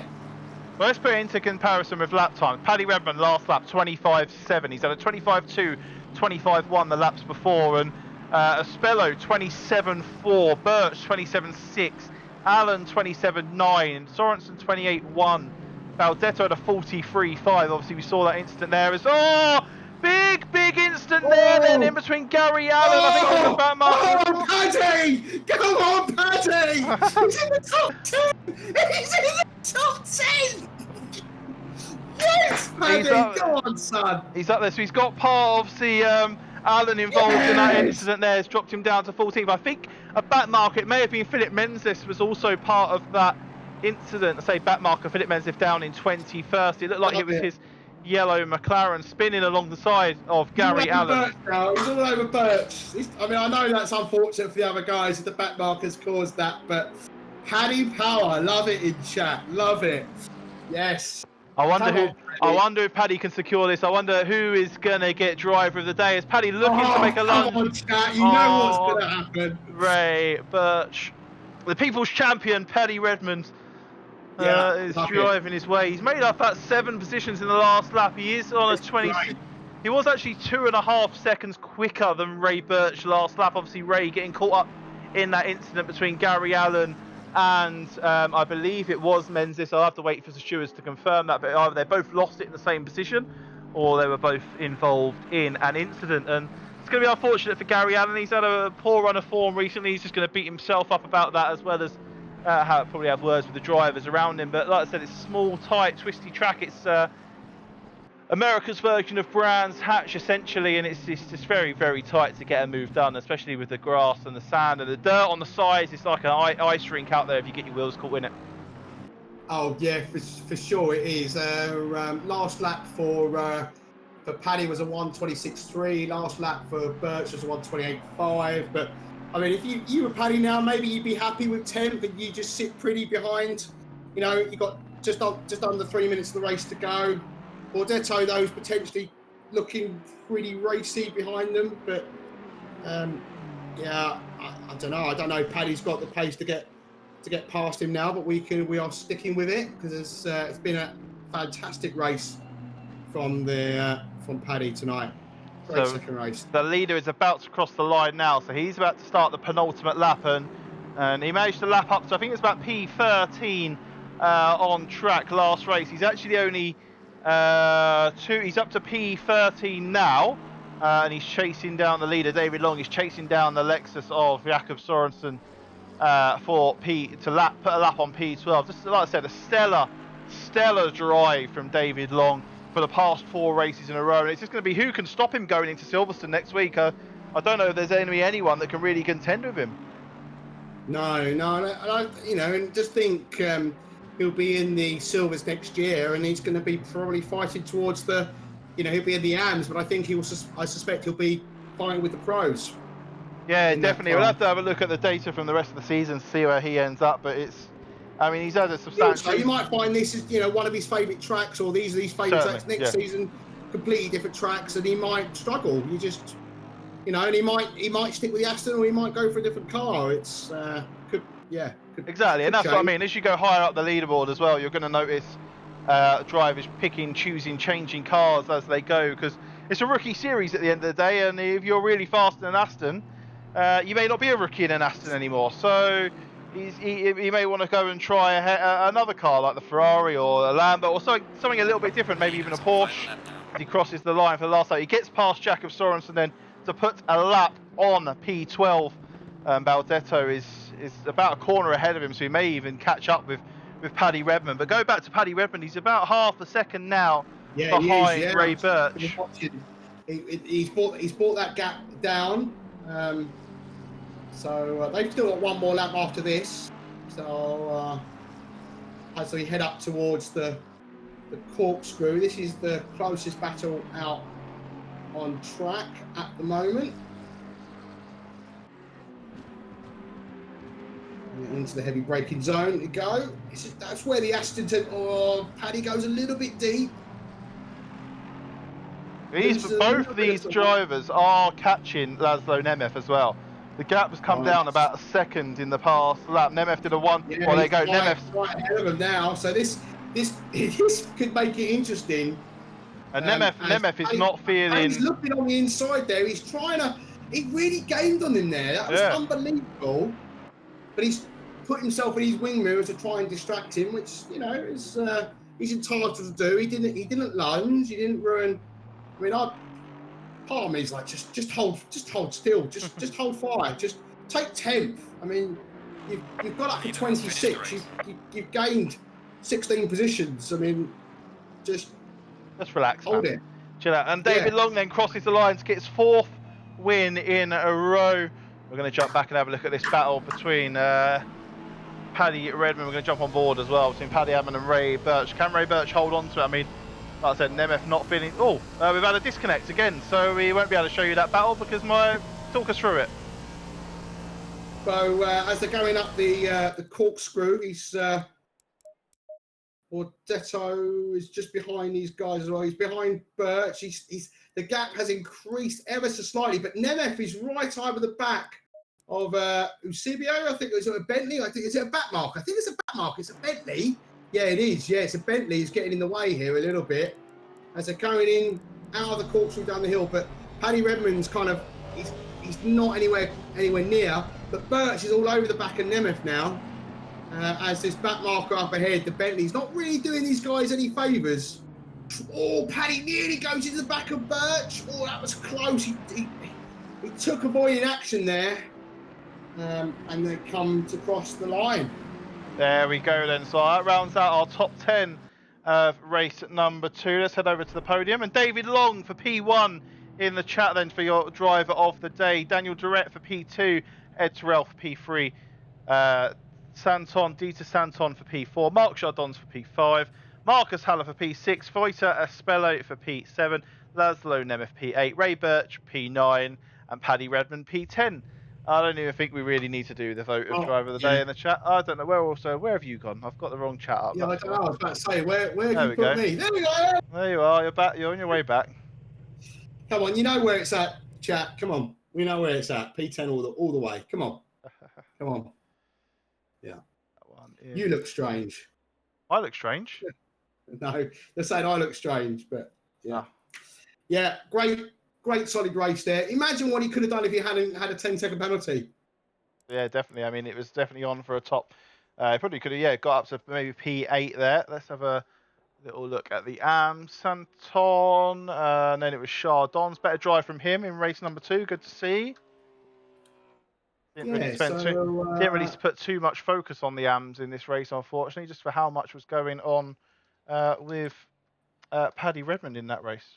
Yeah, just having a great comeback. McGuigan will be happy. She finished 14th. She started 24th. So was she finished? No, 17th. 17th. Okay.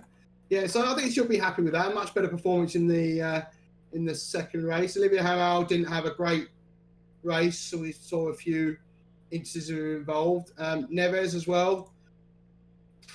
Yeah, I mean, you'll probably want to forget this weekend.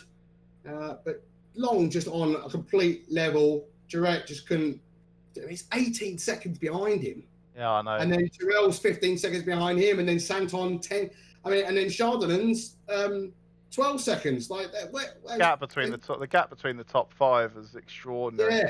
But there we go then. So that's going to bring the end of the penultimate round for the Friday bronze split. We're going to be back again next Friday. We may even have a special guest third commentator joining us. I've been talking with someone today that may be coming on. But even Paul doesn't know who it is. But I'm sure Paul will be very pleased if they do come on board and help us out next Friday.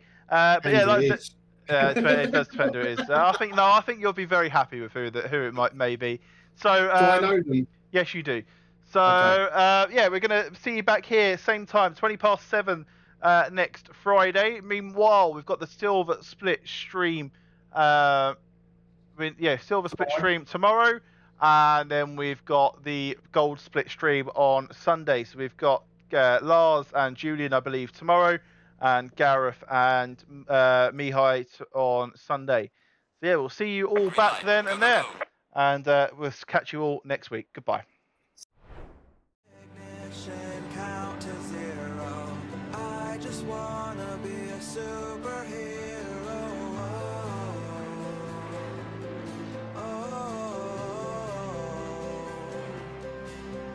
With fearless thoughts, emotions swirl. I want